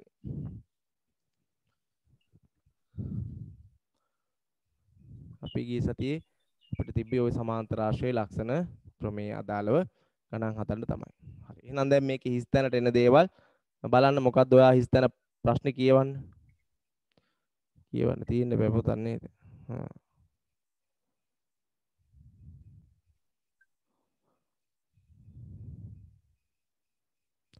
සමාන්තර ආශ්‍රයක සම්මුඛ පාද සමානයි. ඕවා ඉතින් නිතරම මෙනෙහි කර කර හරි ඉන්න. සම්මුඛ කෝණ සමානයි. එක් විකර්ණය මගින් එහි වර්ගඵලය සමච්ඡේදනය කරයි. සම්මුඛ පාද සමාන්තර ආශ්‍රයක සම්මුඛ පාද සමානයි. සම්මුඛ කෝණද සමාන වේ. එක් විකර්ණය මගින් වර්ගඵලය සමච්ඡේදනය කරනවා. දවස ගානේ ඕවා කියලා දීලා තියෙනවා. හරි. අමතක කරවන්න එපා. සමාන්තර ආශ්‍රයක සම්මුඛ පාද සමාන වේ. හරියට මේ වගේ. මේ පාදයේ දිගයි මේ පාදයේ දිගයි සමානයි. මේ පාදයයි මේ පාදයත් සමානයි. සමාන්තර ආශ්‍රයේ මොන විදියට ගියත් ඒවා වෙනස් වෙන්නේ වෙනස් වෙනවා. සමාන වෙලා තමයි කට්ටිය ඉන්නේ රෙඩි වෙලා ඉන්නේ සමාන වෙන්න. මේ සම්මුඛ පාද හැම වෙලාවෙම සමානයි. පේනවනේ දැක්කහම. ඊළඟ සම්මුඛ කෝණ සමානයි. සම්මුඛ කෝණ සමානයි මේ විදියට. මෙන්න මේ සම්මුඛ කෝණය 49.23යි. ඊට ඉස්සරහින් ඉන්න මෙන්න මෙයත් 49.23යි. මෙයා 137.77යි අංශක 137.77යි. ඔන්න ඔය විදියට තිබ්බත් බලන්න ඒ සම්මුඛ කෝණ සහ පාද වෙනසක් වුණාට ඒව හැම වෙලාවෙම සමාන කරගෙන ඉන්නේ. ඊළඟ කියන්නේ මේ විකර්ණ ඇන්දොත් වර්ගඵලය දෙකට බෙදෙනවා කියන එක. හරි නේද? ඒකත් අපිට පෙන්වන්න පුළුවන්. ඔබ දන්නවා මේ විකර්ණය ඇන්දාම ওই වර්ගඵලය සමච්ඡේදනය වෙනවා. හරි. එහෙනම් හිස්තැන දැන් පුරවන්න ලකුණක් ගන්න තියෙනවා ලේසියෙන්ම. එතකොට හිස්තැනට එන්න ඕනේ මෙහෙමයි. පොතේ තියෙන මේ විදියට සුදුසු වචන යොදා හිස්තැන පුරවන්න. සමාන්තර ආශ්‍රයක සම්මුඛ හිස්තැනක් සමාන වේ. මොනවද? පාද කෝණ. අන්න හරි. එතකොට වඩාත් හොඳයි මේක පාද කෝණ කියලා දෙකම ලියුවොත්. හැබැයි එකක් ලිව්වත් ලකුණු දෙනවා. පාද ඇලයිරක් කෝණ කියලා තිබ්බොත් හොඳයි. දෙකම වෙනවනේ. සමහර ළමයින්ට හිතෙන්න පුළුවන් පාදද ලියන්නේ කෝණද ලියන්නේ දෙකම ලියන්න. සම්මුඛ පාද කෝණ සමාන වේ. ඊට පස්සේ ඊළඟ තියෙනවා හැමම තිතක් දාලා ඉස්සරහට සමාන්තර ආශ්‍රයක එක් විකර්ණය මගින් එහි වර්ගඵලය හිස්තැනක් සමච්ඡේදනය වේ. මොකද්ද? වර්ගඵලය සමච්ඡේදනය වේ. එච්චරයි. බලන්න මේ ලකුණු ගන්න තියෙන. ඒතර ඒවත් 10 වසර. බලන්න ප්‍රශ්න 12ක් ඉවර කරා තාම 11 වසරදී අපිට එහෙම 11 වසරම විතරක් උගන්වන පාඩමක් කියලා හම්බුනේ නැහැ. ඒතර පළවෙනි ප්‍රශ්න පත්‍රේ ගොඩක් තියෙන්නේ 10 වසර තමයි. හරි. එහෙනම් ඊළඟ ප්‍රශ්නෙට. මේ පේපරේ මුලින් පටන් ගත්ත ටිකක් භයානක තත්ත්වයක් තිබ්බා මුල් ප්‍රශ්න 1 2. හරි හැබැයි මැද්දට එනකොට පේපරේ ලේසි වෙනවා. මැද්දට එද්දි පේපරේ තියෙන ප්‍රශ්න ඇත්තටම ගොඩක් ලේසි. දැන් අපිට උනත් මට උනත් තේරෙනවා මුලින් එනකොට ටික ටික චුට්ටක් අර පළවෙනි ප්‍රශ්නේ දෙවෙනි ප්‍රශ්නේ එහෙම චුට්ටක් ළමයෙක්ගේ පැත්තෙන් හිතගෙන බැලුවොත් ටිකක් ළමයෙක් අවුල් යන්න පුළුවන්. හැබැයි මැද්දට එනකොට ප්‍රශ්න ඉතාම ලේසි. දැන් මේ ප්‍රශ්නේ අර ශීඝ්‍රතාවයේ අර වර්ග දෙක අතරේ සාධක කඩන එක ඊට කලින් තිබ්බ එකම ඛණ්ඩයේ ජ්‍යාමිතිය කෝණ ඒවා හරිම ලේසි. හරි. බලන්න 13 වෙනි ප්‍රශ්නේ සම්භාවිතාවය. හරි. මතකයි නේද සම්භාවිතාවය අපි කොහොමද හොයන්නේ? සම්භාවිතාවය අපි කොහොමද හොයන්නේ? හරි. අපි ධාතු කැටයක් දානවා. රයිට්. ධාතු කැටේ දානකොට අපිට දැන් මොකක් හරි අපි සිද්ධියක් ටාගට් කරගන්න ඕනේ සම්භාවිතාවය හොයන්න. රයිට්. අපි බලමු. වර්ග සංඛ්‍යාවක් ලැබීමේ සම්භාවිතය හොයන්න යන්නේ. පැහැදිලිද? එතකොට අපි බලන්න ඕනේ මේ ධාතු කැටේ දාලා වර්ග සංඛ්‍යාවක් ලැබීමේ සම්භාවිතය හොයනකොට කොහොමද සම්භාවිතාවය කියන්නේ හොයන්නේ කොහොමද? නියදි අවකාශයේ අවයව ගණන බලන්න ඕනේ අපි හිතපු සිද්ධියට අදාළ අවයව ගණන නේද? එතකොට මොකද්ද නියදි අවකාශය කියන්නේ? ධාතු කැටයක් දානකොට සිදුවිය හැකි සියලු ප්‍රතිඵල ඇතුළත් කුලකය. ධාතු කැටයක් දානකොට නියදි අවකාශය කියන්නේ සිදුවිය හැකි සියලු ප්‍රතිඵල ඇතුළත් කුලකය. පැහැදිලිද? සම්භාවි පරීක්ෂණයක නියදි අවකාශය. අපි මේ පාඩම් තාම කරලා නැහැ. හොඳේ 9 වසර තමයි මේවා තියෙන්නේ. 10 අවසානට තියෙනවා. 11 වසරෙත් තියෙනවා. හැබැයි මේක 9 වසරෙන් නම් ටුට්ටක් අමාරුයි. 10 වසරේ සම්භාවිතාවයෙන් පුළුවන්. 11 වසරටම යන්න ඕනේ නැහැ. තුල දැන් සසම්භාවි පරීක්ෂණයක් අපි කරාම තියෙනවා එක වැදගත් වචනයක් නියදි අවකාශය. ඒ කියන්නේ ඒ පරීක්ෂණය කරන් පස්සේ සිදුවිය හැකි සියලු ප්‍රතිඵල ඇතුළත් කුලකය. එතකොට දැන් ධාතු කැටයක් උඩ දාන එකේ නම් මොකද්ද වෙන්න පුළුවන්? ඕකේ එක පැත්ත පෙරලෙයි, දෙක කියන පැත්ත පෙරලෙයි, තුන කියන පැත්ත වැටෙයි, හතර වැටෙයි, පහ වැටෙයි, හය වැටෙයි. ඔන්න ඒකේ නියදි අවකාශය. ඔක තමයි නියදි අවකාශය. හරි. ඊට පස්සේ සම්භාවිතාවය බලන්නේ අපි මොකද්ද?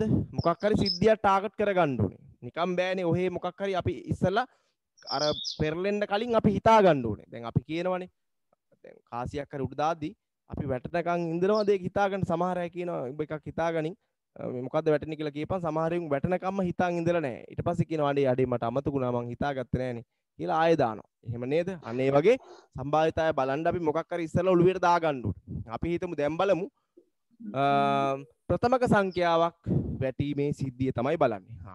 ඔන්න ඒ කියලා ගමු ප්‍රථමක සංඛ්‍යාවක් වැටීමේ. අනේ මොනවද ඔය කියවන්නේ මට අහන්නේ. මයික් ඔෆ් කරන්න.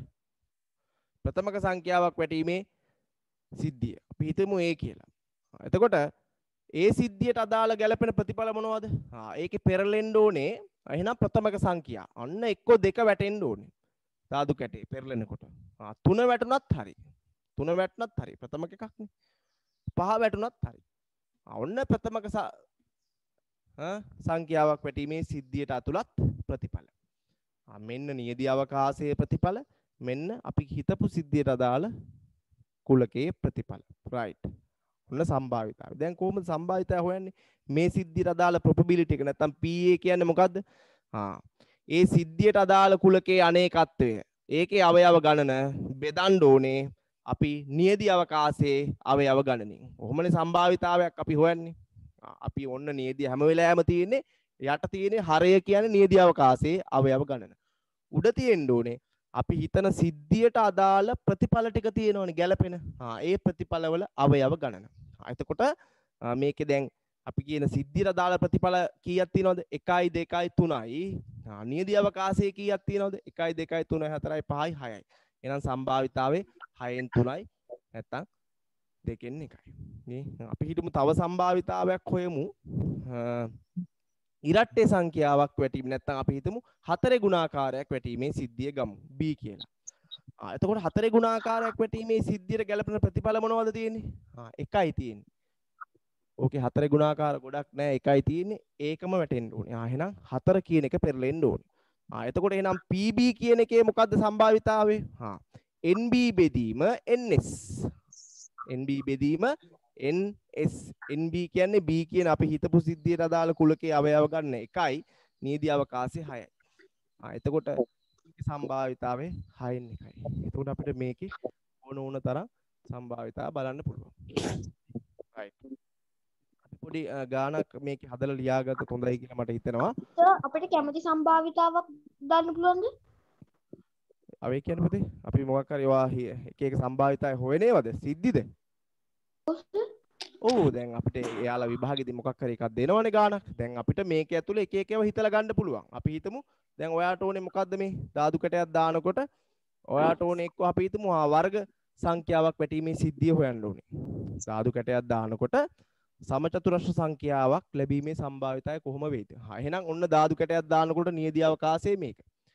සමචතුරස්‍ර සංඛ්‍යාවක් වැටීමේ සිද්ධිය අදාළ C නම් ඒ C ට අදාළ ප්‍රතිඵල මොනවද කියලා බලන්න ඕනේ. එහෙනම් එක කියන පැත්ත පෙරලෙන්න ඕනේ සමචතුරස්‍ර සංඛ්‍යාවක් වැටෙන්නේ එක වැටලා තිබ්බොත් හරි. හරි. ඊළඟ තව තියෙනවා. හතර වැටුණත් හරි. හතර වැටුණුත් කියන්න පුළුවන්. හරිනේ ඔන්න මම කිව්වා සමචතුරස්‍ර සංඛ්‍යාවක් වැටෙන්නේ හතර වැටලා තියෙන්නේ. හරි. එහෙනම් මේකේ ප්‍රතිඵල කීයක් තියෙනවද chance? එක කියන පැත්ත පෙරළුණත් හරි, හතර කියන පැත්ත පෙරළුණත් හරි. එහෙනම් දැන් අපි හොයන්නේ යාගේ සම්භාවිතාවය නම්. හොයන්නේ අපි යාගේ සම්භාවිතාවය නම්. මොකක්ද සම්භාවිතාවය කියන්නේ? ඒ සිද්ධියට අදාළ කුලකයේ අවයව ගණන බෙදන්න ඕනේ. අවයව දෙකයි. මේ තියෙන 1යි 2යි බෙදන්න ඕනේ නියදී අවකාශයේ අවයව ගන්නේ 6යි. එහෙනම් සම්භාවිතාවය 6න් 2යි. කොයි විදිහට අපිට එක එක සම්භාවිතාවල සිද්ධි බලන්න පුළුවන්. දැන් මම මේ නිකන් සම්භාවිතාව හොයන්න පොඩි සිද්ධි කිහිපයක් කියලා තියෙනවා. හරි අපි පොඩි ගානක් හදමු. මේ විදිහට සූත්‍රයේත් ලියලම හරි. ලියන්න මෙහෙම. අපි මේකම ගමුකෝ. ලියන්න ධාතු කැටයක් ලියන්න ධාතු කැටයක් අපි මේ වගේ ගානක් ටිකක් සෙට් උන්නේ නැහැ. ඉඳ චුට්ටක් ලියා ගන්න වෙනවා. ධාතු කැටයක් උඩ දැමීමේදී ධාතු කැටයක් උඩ දැමීමේ සසම්භාවි පරීක්ෂණයකදී කියලා ලියන්න. ධාතු කැටයක් උඩ දැමීමේ සසම්භාවි පරීක්ෂණයකදී ඔයාලට දෙනවා හදන්න සසම්භාවි පරීක්ෂණයේදී රෝමිලක් අන්දාලා ලියන්න දැන් ධාතු කැටයක් උඩ දැමීමේදී සසම්භාවි පරීක්ෂණයකදී නියදී අවකාශයේ ලියා දක්වන්න. සසම්භාවි පරීක්ෂණයේ නියදී අවකාශය. සසම්භාවි පරීක්ෂණයේ නියදී අවකාශය. ධාතු කැටයක් උඩ දැමීමේ සසම්භාවි පරීක්ෂණයේ නියදී අවකාශය. තේරුම් නැත්නම් අහගන්න පුතේ. ඒ පරීක්ෂණයට අදාළ සිදුවිය හැකි සියලු ප්‍රතිඵල තියෙන එක තමයි නියදී අවකාශය. කාසියක් උඩ දාන එකේ නියදී අවකාශය මොකද්ද? මොකද්ද? ඒකේ ප්‍රතිඵල මොනවද වෙන්න පුළුවන්? එක්කෝ සිරස වැටේ නැත්නම් අගේ වැටේ. ඔච්චරයි. ඔන්න ඒකේ නියදී අවකාශය. පැහැදිලිද? ඔය විදිහට. මේවා තමයි නියදී අවකාශ. ධාතු කැටයක් උඩ දැමීමේ සම්භාවි පරීක්ෂණයට අදාළව පළවෙනි ප්‍රශ්නේ යන්න නියදී අවකාශයේ ලියා දක්වන්න. නියදී අවකාශයේ ලියන්න. මේ තියෙන නියදී අවකාශය. S වලට තමයි සමාන කරන්නේ. ඒ කියන්නේ ධාතු කැටේ වැටෙනකොට වෙන්න පුළුවන් ඔක්කොම දේවල් ටික. ඔතනින් එහාට දෙයක් වෙන්න බෑනේ.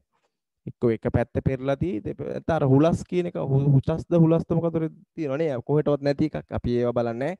එහෙම වුණොත් අපි ආය ධාතු කැටේ දානවනේ. ওই ටික තමයි වෙන්න පුළුවන් සියලු ප්‍රතිඵල. ඊළඟ එක ලියන්න. දෙවෙනි එක ලියන්න. ඉරට්ට සංඛ්‍යාවක් වැටීමේ සිද්ධිය A නම් ඉරට්ට සංඛ්‍යාවක් වැටීමේ සිද්ධිය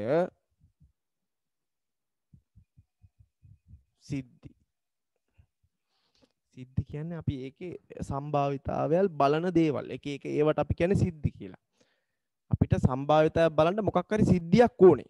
එහෙම නැතුව සිද්ධියක් නැතුව අපිට සම්භාවිතාවය චෙක් කරන්න බෑ. මොකක් හරි අපේ පොයින්ට් එකක් තියෙන්න ඕනේ. අපි මොකද්ද දැන් බලන්නේ? අපි බලමුද මොකද්ද බලන්නේ? ඉරට්ට එකක් වැටෙන එක බලමුද? ඔත්තේ සංඛ්‍යාවක් වැටෙන සිද්ධිය බලමුද? සමචතුරස්‍ර සිද්ධිය බලමුද? එහෙනම් සිද්ධි කියන්නේ මොනවද? සම්භාවිතාවේ සිද්ධි කියන්නේ අර අපි සම්භාවිතාවේ චෙක් කරන දේවල්. මොකක් හරි එකක් ඔළුවේ තියාගන්න එපා. අපි වැටෙන්නේ මොකද? ආන් ඒ වගේ.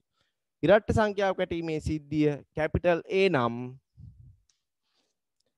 එම සිද්ධියට අදාළ එම සිද්ධියේ එහෙම ලියන්න. එම සිද්ධියේ ප්‍රතිඵල ඇතුළත් කුලකයේ ලියන්න.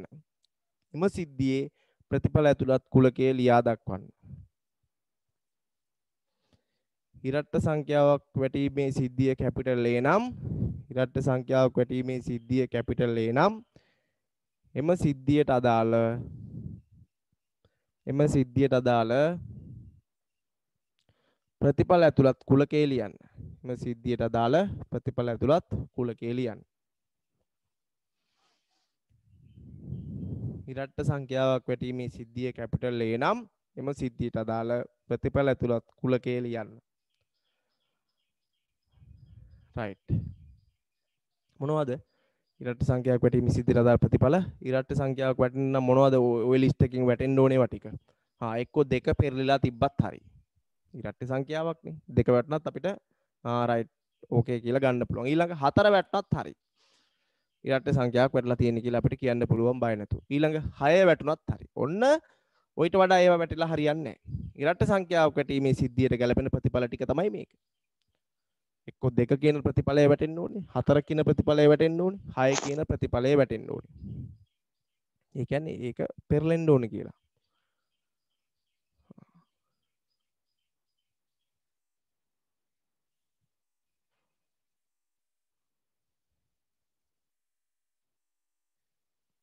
ඊළඟ ලියන්නේ නම් ඉරට්ට සංඛ්‍යාවක් වැටීමේ සම්භාවිතාවය සොයන්න.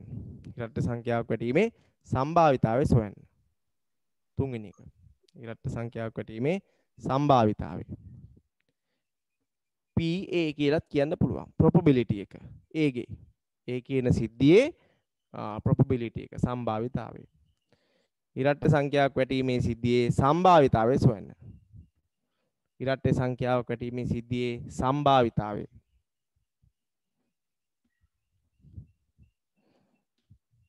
ඉරට්ට සංඛ්‍යාවක් වැටීමේ සිද්ධියේ සම්භාවිතාවය. ඉරට්ට සංඛ්‍යාවක් වැටීමේ සිද්ධියේ සම්භාවිතාවය. සම්භාවිතාවය කියන්නේ මොකද්ද? සිද්ධිය A නම් එම සිද්ධියට අදාළ අවයව ඇතුළත් ප්‍රතිඵල ඒ කුලකයේ අවයව ගාන තියෙනවනේ. NA කියන්නේ අවයව ගානනේ.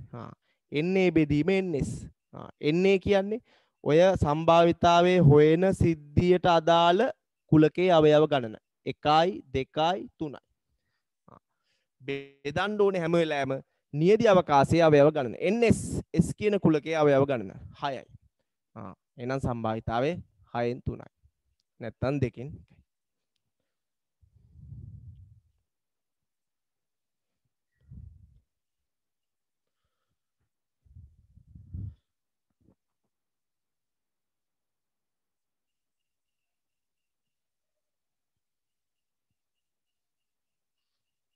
හරි.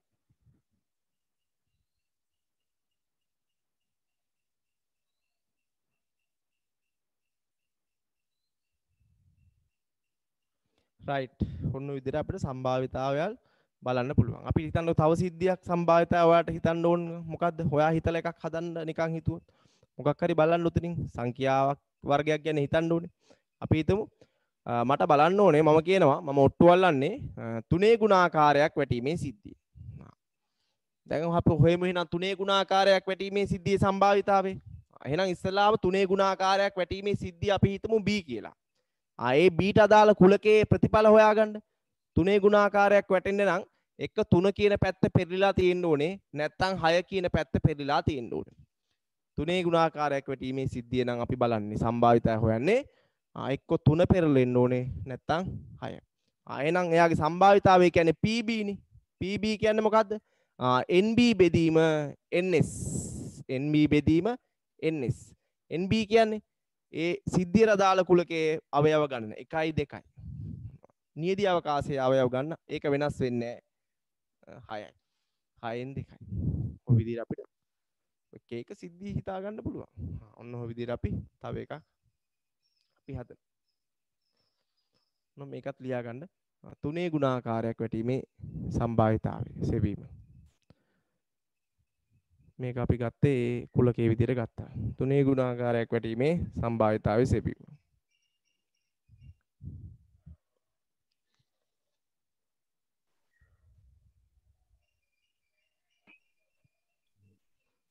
හරි 3 ගුණාකාරයක් වැටීමේ සිද්ධියේ සම්භාවිතයි. ওই විදිහට අපිට ගන්න පුළුවන්. හොඳද? right. ඔන්න දැන් මේ පේපරේ ගානට අදාළව මම එකක් හදනවා ඈ. ඔය තුනේ ගුණාකාරයක් වැටීම.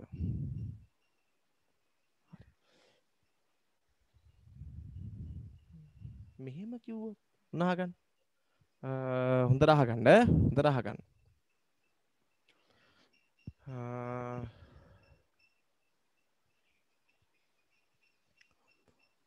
දැන් මේ තියෙන ගානම අපි හදමුකෝ. දැන් මේ ගාන කියනවා හොඳට අහගන්න. අපි හදන්නේ 13 වෙනි ගාන.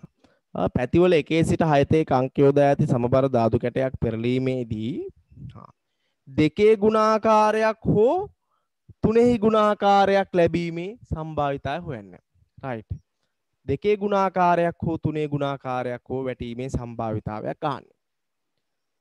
සිද්ධි දෙකක මේලයක් අහන්නේ. එක සිද්ධියක් නෙමෙයි. මම කියනවා ඔයා තමයි දාදු කැටේ දාන්නේ. මම කියනවා ඔන්න බලහන් එක්ක දෙකේ ගුණාකාරයක් හරි තුනේ ගුණාකාරයක් හරි තමයි වැටෙන්නේ. right. ඔන්න ඕක තමයි මම කියන්නේ. ඒ කියන්නේ මම දෙකේ ගුණාකාරයකට වැට්ටත් හරි තුනේ ගුණාකාරය වැට්ටත් හරි. හෝනේ දෙකේ ගුණාකාරයක් හෝ තුනේ ගුණාකාරයක්. එක්ක දෙකේ ගුණාකාරයක් වැටුණත් ඔන්න හරි. ඔන්න තුනේ ගුණාකාරයක් වැටුණත් හරි ඈ. right ආන් ඒ වගේ. දැන් මෙතන ආන්නේ එක සිද්ධියක් නෙවෙයි. සිද්ධි දෙකක මේලයක්. සිද්ධි දෙකක මේලයක්. ඒ කියන්නේ සිද්ධි දෙකක් දානවා. එයා දෙකකට අල්ලන්නේ. තේරුණා නේද මං කියන එක පුතේ? එහෙනම් අපි හිතමු ඔන්න මෙන්න නියදී අවකාශය. දැන් අපි හිතමු ඔය කියන සිද්ධිය A මොකද්ද? දෙකේ ගුණාකාරයක් හෝ තුනේ ගුණාකාරයක් වැටීමේ සිද්ධිය. එහෙනම් මොනවද දෙන්න ඕනේ? දෙකේ ගුණාකාරයක් වැටෙන්න chance එක්ක 2 4 වැටෙන්න ඕනේ. 6. 2 4 6. තුනේ ගුණාකාරයක් වැටෙන්න නම් එයා දෙකේ ගුණාකාරය විතරක් නෙවෙයිනේ. දෙකේ ගුණාකාරයක් හරි තුනේ ගුණාකාරයක් හරි කියලා කිව්වොත්. හෝ කියන්නේ හරි කියන එක තමයි. දෙකේ ගුණාකාරයක් හරි තුනේ ගුණාකාරයක් හරි.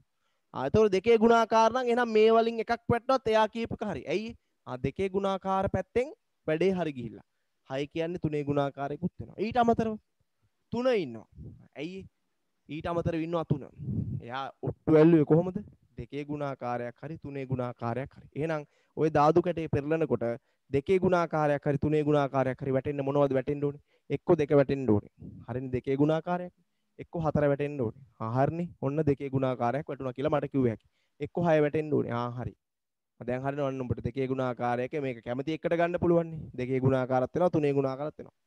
තුන වැටුණත් හරි හරියන්න මේ ගුණාකාරයක්. තේරුණා නේද? ටිකක් කල්පනා කරගන්න. දැන් මෙතන සිද්ධිය එක සිද්ධියක් නෙමෙයි. අපි කියනවා මේ පැහැදිලිද? සිද්ධි දෙකක මේලයක් මේ තියෙන්නේ. සිද්ධි දෙකක මේලයක්. දෙකේ ගුණාකාරයක් හෝ තුනේ ගුණාකාරයක්. එහෙනම් මේකේ සම්භාවිතාවය අහන්නේ. සම්භාවිතාවය අහන්නේ. PA. PA සමානයි NA බෙදීම NS. NA බෙදීම NS. NA කියන්නේ අවයව 1 2 3 4යි. අවයව 4යි ඔක්කොම 6යි. 6න් 4යි. නැත්තම් 3න් 2යි. හොඳට තේරුම් ගන්න පුතේ ඈ. රයිට් මම තව එකක් දෙනවා ඕකෙම ඈ. මේක ලියා ගන්න උත්තරේ. මම තව ওই වගේ එකක් දෙනවා කල්පනා කරලා බලන්න හරියට තමාට තේරුණාද කියලා. දැන් මෙයාට දෙන්න තිබ්බ දෙකේ ගුණාකාරයක් වැටීම නම්. එහෙනම් 2 4 6 විතරයි. තුනේ ගුණාකාරයක් වැටීම නම් එයාට ගන්න පුළුවන් 6 3 විතරයි. දැන් කියන්නේ දෙකේ ගුණාකාරයක් හරි තුනේ ගුණාකාරයක් හරි. මම කියන්නේ එහෙම. ඔන්න බලහන් වැටෙන්නේ එක්ක දෙකේ ගුණාකාරයක් නැත්තම් තුනේ ගුණාකාරයක්. ආන් එහෙම කියලා තියෙන්නේ. එතකොට මේකත් හරි මේකත් හරි මේකත් හරි මේකත් හරි. ප්‍රතිඵල 4ක් තියෙනවා ගැලපෙන ඒවා. chance 4ක් තියෙනවා. උත්තරේ 6න් 4යි.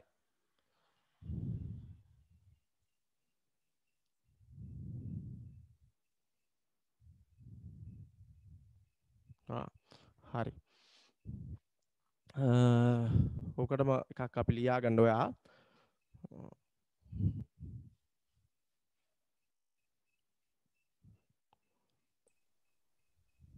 ලියන්න.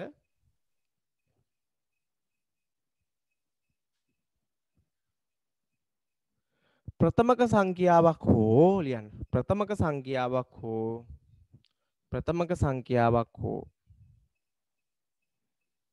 ප්‍රථමක සංඛ්‍යාවක් හෝ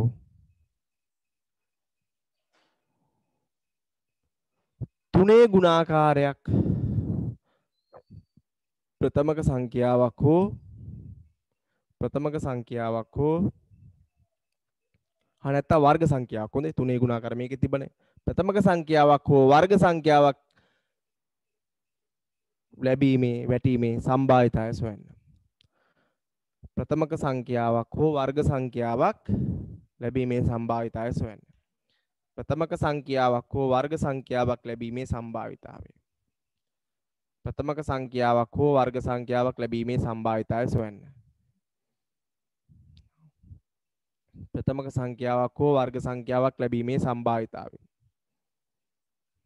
ඒක B කියලා අරගෙන ඉස්සෙල්ලා ඒකේ කුලකේ වැටෙන්න ඕනේ අවයව ප්‍රතිඵල ටික ලියා ගන්නකො. ප්‍රථමක සංඛ්‍යාවක් හෝ වර්ග සංඛ්‍යාවක් ලැබීමේ සම්භාවිතාවය. ප්‍රථමක සංඛ්‍යාවක් හෝ වර්ග සංඛ්‍යාවක් ලැබීමේ සම්භාවිතාවය.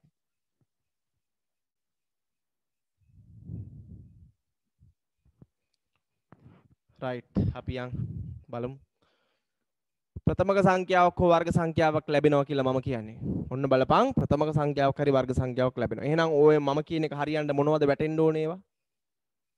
ඉස්සෙල්ලා අපි එකක් කල්පනා කරමු. ප්‍රථමක සංඛ්‍යාවක් නම් හිතන්නකෝ ඉස්සෙල්ලා ඒකෙන් පැත්තෙන් බලන්නකෝ. හා දෙක වැටුනොත් ගන්න පුළුවන් මට ඇයි? මොන ගොඩට දාලාද? ප්‍රථමක සංඛ්‍යාව ගොඩට දාලා ගන්න පුළුවන්. තුන වැට්ටත් මට ගන්න පුළුවන්. මොකට දාලාද? ප්‍රථමක සංඛ්‍යාව ගොඩට දාලා ගන්න පුළුවන්. අන්න බලපන් මම කිව්වා ප්‍රථමක සංඛ්‍යාවක් වැටෙන්න පුළුවන් කිව්වා. ආන් වැටලා තියෙනවා 3. ඊළඟ පහ ගන්න පුළුවන් මට ප්‍රථමක සංඛ්‍යාව වලට දාලා. අන්න බලපන් ප්‍රථමක සංඛ්‍යාවක් කියලා ගන්න පුළුවන්. දැන් මම කිව්වේ එක්ක ප්‍රථමක සංඛ්‍යාවක් නැත්තම් මොකද්ද? වර්ග සංඛ්‍යාවක්. ඔන්න ප්‍රථමක සංඛ්‍යා ටික ඉවරයි.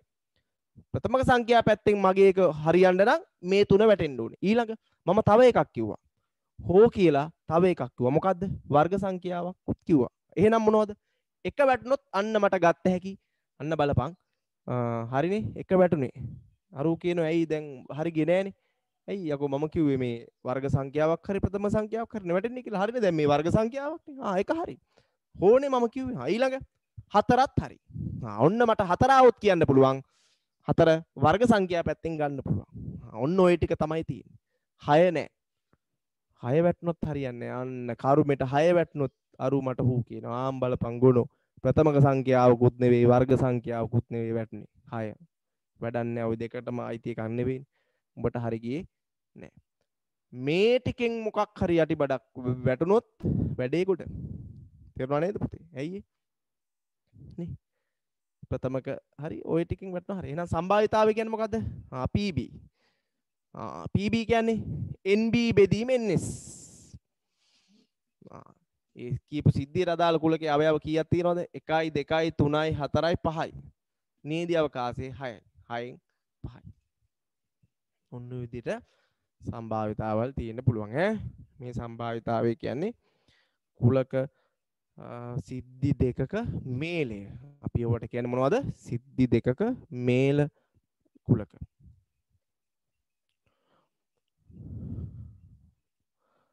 සිද්ධි දෙකක මේලය. right. අපි ඒවා සම්භාවිතාව කරද්දී කතා කරමු.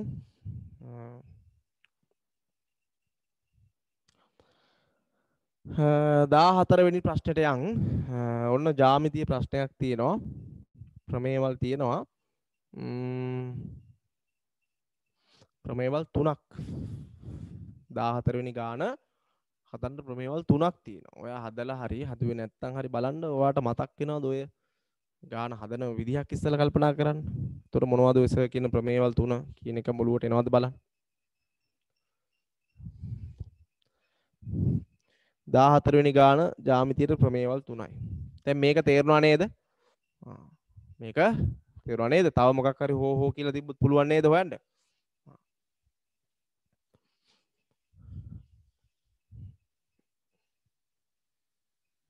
හරි. අපි යන් ඊළඟට ජ්‍යාමිතිය ප්‍රශ්නයක් තියෙනවා. මේකට ඕඩ වෙනවා ප්‍රමේයවල් 3ක්. අපි හිමීට ලියාගමු. මම ගාන ඉස්සලා කියලා දෙන්න. හරි? ගාන කියලා දීලා මම ප්‍රමේය මොනවද කියලා කියන්න. මම ශනික ගාන කියලා දෙනවා. තප්පර 2ක් 3ක් ඇතුළත ඔලුවට යන්න ඕනේ. PQ විස්කම්බයක්. හරිම ලේසි මේ ජ්‍යාමිතිය ගණන් නම් ඈ. PQ විස්කම්බයක්. ඊට පස්සේ එන්න මෙහෙම එකක් තියෙනවා. දැන් ඔයාට පත්තු වෙන්න ඕනේ මේ මොකද්ද කියන එක ඔය ආපු රූප සටහන මොකද්ද කියන එක ඔලුවට යන්න ඕනේ. වෘත්ත චතුරස්‍රයක්. ඉතින් අන්න ඒවා පත්තු වෙන්න ඕනේ. හරි? වෘත්ත චතුරස්‍රයක්. ඊට පස්සේ මෙයා මේක යා කරලා තියෙනවා. මෙයා මෙතනට යා කරලා තියෙනවා. මෙතන තියෙනවා 110යි කියලා දාලා. මෙයා 110යි කියලා තියෙනවා. මෙයා x කියලා තියෙනවා. මේ x ගාගේ තමයි අහන්නේ. මොනවද පුතේ ඔකේ හදන්න තියෙන්නේ? PQ විස්කම්බයක්. මතක් වෙන්න ඕනේ. මෙතන ඍජු කෝණයක්. අර්ධ වෘත්තයක් මත කෝණය. විස්කම්බයක් වෙනකොට කියලා දීලා තියෙනවා මතකයිනේ.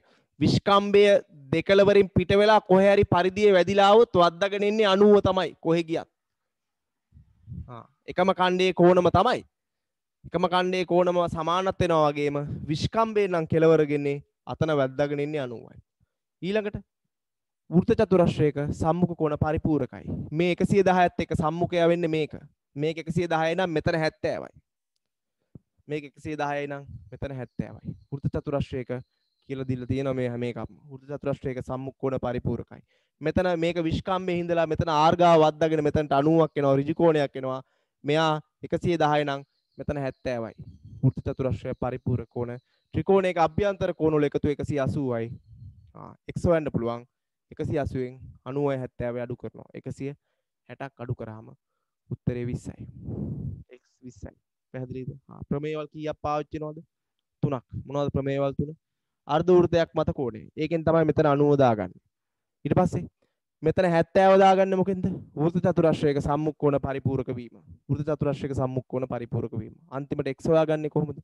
ත්‍රිකෝණයක අභ්‍යන්තර කෝණ වල ඓක්‍යය. ඔන්න ප්‍රමේයවල 3. ලියන්න ප්‍රමේයවල 3. ඉස්සලාම මෙතන 90 දාගන්න එක බලමු. ලියන්න අර්ධ වෘත්තයක් මත කෝණය. ලියන්න අර්ධ වෘත්තයක් මත කෝණය. අර්ධ වෘත්තයක් මත කෝණය ඍජු කෝණී වේ. අර්ධ වෘත්තයක් මත කෝණය ඍජු කෝණී වේ. අර්ධ වෘත්තයක් මත කෝණය ඍජු කෝණී වේ. රූප සරහනක් දෙකක් ඇඳගන්න. මේවා දැන් 3-4 පාරක් කියලා දීලා තියෙනවා ඈ. අර්ධ වෘත්තයක් මත කෝණය ඍජු කෝණී. ඒ කියන්නේ පුතේ වෘත්තයක විස්කම්බය නම් මේක. මේ විස්කම්බය හරහා අපි හිතුවොත් මේ විස්කම්බයෙන් දෙකලවරකින් කොහේ හරි උඩ මුදුනක ගිහිලා වැදුනොත් හරිද? විස්කම්බයේ දෙකලවරින් උඩ මුදුනක ගිහිලා වැදුනොත් මෙතන වදින්නේ 90ක්. ඕකට තමයි අපි කියන්නේ අර්ධ වෘත්තයක් මත කෝණය කියලා. ඍජු කෝණී වෙනවා. අර්ධ වෘත්තයක් මත කෝණේ ඍජු කෝණී වෙනවා. තේරුණා නේද? මෙහෙම හිතන්න විස්කම්බයේ දෙකලවරින් ගිහිල්ලා පරිධියේ කොහේ හරි වැදුනොත් අර්ධ වෘත්තයක් මත කෝණය ඍජු කෝණී වේ. අර්ධ වෘත්තයක් මත කෝණය ඍජු කෝණී වේ.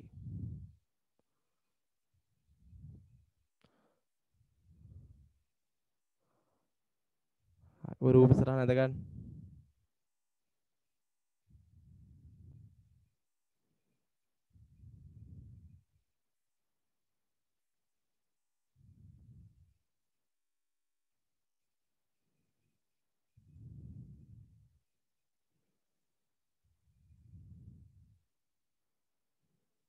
අර්ධ වෘත්තයක් මත කෝණය ඍජු කෝණී වෙනවා.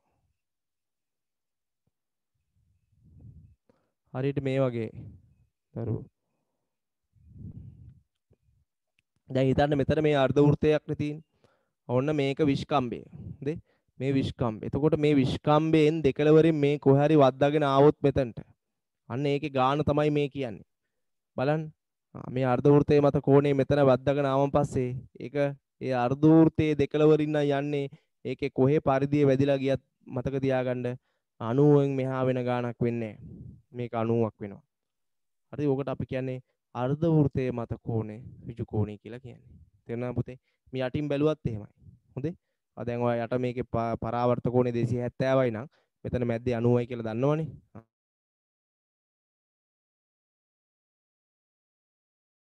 පදගෙන තමයි යන්නේ. ඕකට අපි කියනවා අර්ධ වෘත්තයක් මත කෝණය ඍජු කෝණී වෙනවා. අර්ධ වෘත්තයේ මත කෝණය ඍජු කෝණී වෙනවා. හරි නේද? යන්නේ හරියට තේරුම් ගන්න ඕනේ. හරි. ඊළඟ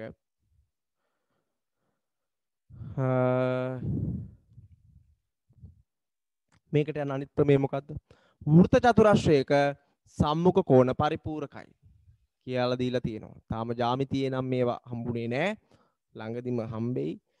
වෘත්ත චතුරස්‍රයක් කියන්නේ මේ වගේ එකක්. චතුරස්‍රයක ශීර්ෂ හතරම වෘත්තයේ පරිධිය මත පිහිටි චතුරස්‍රයකට අපි කියනවා වෘත්ත චතුරස්‍රයක්.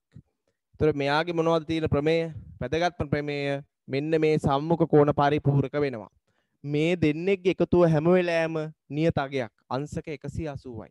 මෙයා 100යි නම් මෙයා 80යි. මෙයා 50යි නම් මෙයා 130යි. මෙයා 60යි නම් මෙයා 120යි. දෙන්න පරිපූර්ණක වෙනවා. ඔන්න ඕක තමයි අපි මේකෙන් ඉගෙන ගන්නෙ. වෘත්ත චතුරස්‍රයක සම්මුඛ කෝණ පරිපූර්ණක වේ. ඒකත් ලියා ගන්න. වෘත්ත චතුරස්‍රයක වෘත්ත චතුරස්‍රයක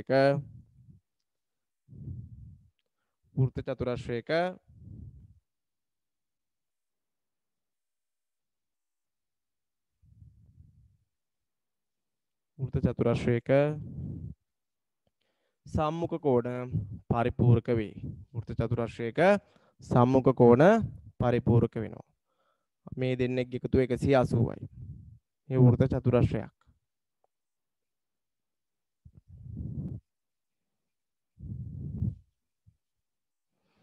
වෘත්ත චතුරස්‍රයක සම්මුඛ කෝණ පරිපූර්ණක වෙනවා. පේනවනේ එකම ගානට එක ප්‍රමේයකින් හදන්න එහෙම නෑ ගණන් නේ. සමහර ගණන් වලට ප්‍රමේයවල් 6ක් විතර යන ගණනුත් තියෙනවා. ප්‍රමේයවල් 5ක් 6ක් සෙට් වෙන ගණන් හිටන් තියෙනවා. දැන් මේ ගානට ප්‍රමේයවල් 3ක් යනවා. එකක් මේක අනිත් එක මේක. අනිත් එක මොකද්ද අවසානට ත්‍රිකෝණයක අභ්‍යන්තර කෝණවල ඓක්‍ය අංශක 180ක්. ඒකත් ලියා ගන්න. ත්‍රිකෝණයක අභ්‍යන්තර කෝණවල ඓක්‍ය අංශක 180ක් වේ. සර් මෙවැනි එක ආයෙ කියන්න.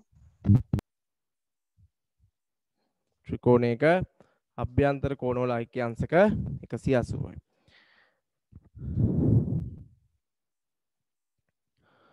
දැන් අර්ධ වෘත්තයක් මත කෝණය හරි. ඊට පස්සේ වෘත්ත චතුරස්‍රයකුත් මම ඔහොම ඇඳගත්තොත් වෘත්ත චතුරස්‍රයක් කියන්නේ වෘත්තයක ශීර්ෂ හතරම මේකේ පරිධිය මත පිහිටි චතුරස්‍රයක්. ඔන්න ඔය වගේ වෘත්ත චතුරස්‍රයක් අපිට ඔහොම ගන්න පුළුවන්. මේක එක එක හැඩයට වෙනස් වෙයි. ඒවා අපිට අදාළ නැහැ. මේවා ඔක්කොම වෘත්ත චතුරස්‍ර පුතේ. හරි මේවත් වෘත්ත චතුරස්‍ර. ඔහොම තිබ්බත් ඔයත් වෘත්ත චතුරස්‍රයක්. ඒතර මේකේ සම්මුඛ කෝණ පරිපූර්ණක වෙනවා කියලා කියන්නේ. සම්මුඛ කෝණ කියන්නේ ඔය ඉස්සරහා හම්බෙන කෝණ. දෙපැත්තේ ඉන්න දෙන්න නෙවෙයි. මේ ඉදිරියෙන් ඉන්න ඒවට අපි කියනවා සම්මුඛ කෝණ. ඒතර මේ වෘත්ත චතුරස්‍රයක සම්මුඛ කෝණ පරිපූර්ණක වෙනවා. අපි හිතමු මෙන්න මෙයයි සම්මුඛ කෝණයක්. මෙන්න මේ සම්මුඛ කෝණය මෙයා බලන්න 71යි. එහෙනම් මෙයා වැටෙන්න ඕනේ කීයද කියන්න බලන්න. 109ක් වෙන්න ඕනේ. 109ක් වෙනවා මෙයා. බලන්න කීයක්ද වැටෙන්නේ කියලා. හරියටම 109යි. මේ පේනවනේ. එහෙනම් මේ වෘත්ත චතුරස්‍රයක මේ දෙන්නේගේ එකතුව හැම වෙලාවෙම 180යි. පරිපූර්ණක කියන්නේ ඔන්න ඔය කතන්දරේ. දෙන්න හරියටම ගානට හැම වෙලාවෙම 180ක් හැදෙනවා. මේ දෙන්න 180යි මේ දෙන්නත් එහෙමම තමයි හොඳේ. ඕන්නම් මම ඔක්කොම දැම්මේ නෑ. මේ බලන්න. සම්මුඛ කෝණ හැම වෙලාවෙම පරිපූර්ණකයි. මෙයා 95යි මෙයා 85යි මෙයා 80යි මෙයා 100යි. මොන විදිහට තිබ්බත් ඒ චතුරස්‍රයක සම්මුඛ කෝණ පරිපූර්ණක වෙනවා. දෙන්නෙක්ගේ එකතුව 180ක් වෙනවා. හරි. ඔන්න ඔය ප්‍රමේයවල දෙක ඒක යනවා. ඊළඟ ත්‍රිකෝණයක අභ්‍යන්තර කෝණවල ඓක්‍ය අංශක 180යි. හරි. එහෙනම් දැන් යන් ගානට.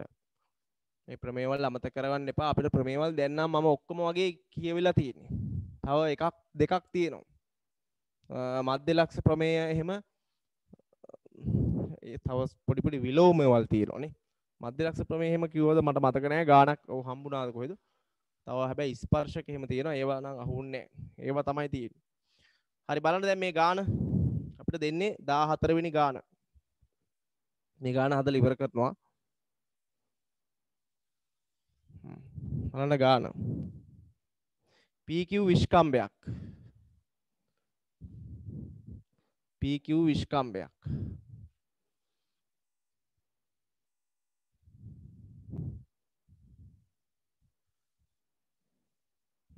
දැන් මේක වෘත චතුරස්‍රයක්. PQRS වෘත චතුරස්‍රයක්. ඊට පස්සේ මේක යා කරලා තියෙනවා. මෙයා x අගේ අහන්නේ. මෙයා 110යි. ඔච්චරයි දීලා තියෙන්නේ. x ගේ උත්තරය අහනවා. S දෙක පියන් ලියන්න පුළුවන් වෙන්න ඕනේ. දැන් අර ප්‍රමේය වල ටික ඔලුවට සටස් ගාලා යන්න ඕනේ. ඕකේ පේන්න ඕනේ ඔයාට අර්ධ වෘත්තයක් මත කෝණයේ කෑල්ල පේන්න ඕනේ. වෘත්ත චතුරස්‍රයේ පේන්න ඕනේ. එහෙම පේනකොට වැඩේ හරියි. ඉස්සලාම් පේන්න ඕනේ අර්ධ වෘත්තයක් මත කෝණේ. මෙන්න විස්කම්බය. විස්කම්බය හරහා මෙතන R ගාව වැදිලා මෙතනට බහිනකොට මෙතන ඍජු කෝණේ. ඒක එතනටම දා ගන්නවා. එතකොට ඒක අමතක කරන්න. මේක අමතක කරලා හිටුවොත් මේ වටේ කෑල්ල කූඩුව බැලුවොත් මේ වෘත්ත චතුරස්‍රයක්. මැද රේඛාව අයින් කරොත්. එතකොට සම්මුඛ පරිපූරකයි. 110යි නම් මෙයා 70යි. මේ දෙන්නෙක් එකතු 180යි. දැන් ත්‍රිකෝණයක අභ්‍යන්තර කෝණ වල එකතු 180යි. x මේ තුන් දෙනාගේ එකතු 180යි. අවසානට දාන්න තියෙන්නේ මෙච්චරයි. 180 අඩු කිරීම 70 ධන 90. ත්‍රිකෝණයක අභ්‍යන්තර කෝණ වල එකතු අංශක 180යි. උත්තරේ 160යි මේ දෙක එකතුව x සමානයි අංශක 20යි.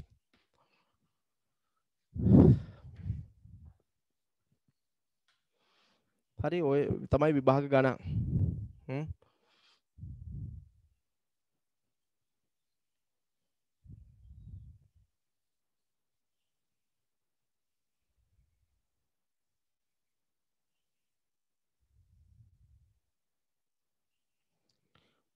හරි ඊට පස්සේ 15 වෙනි ගාන අපිට තියෙන්නේ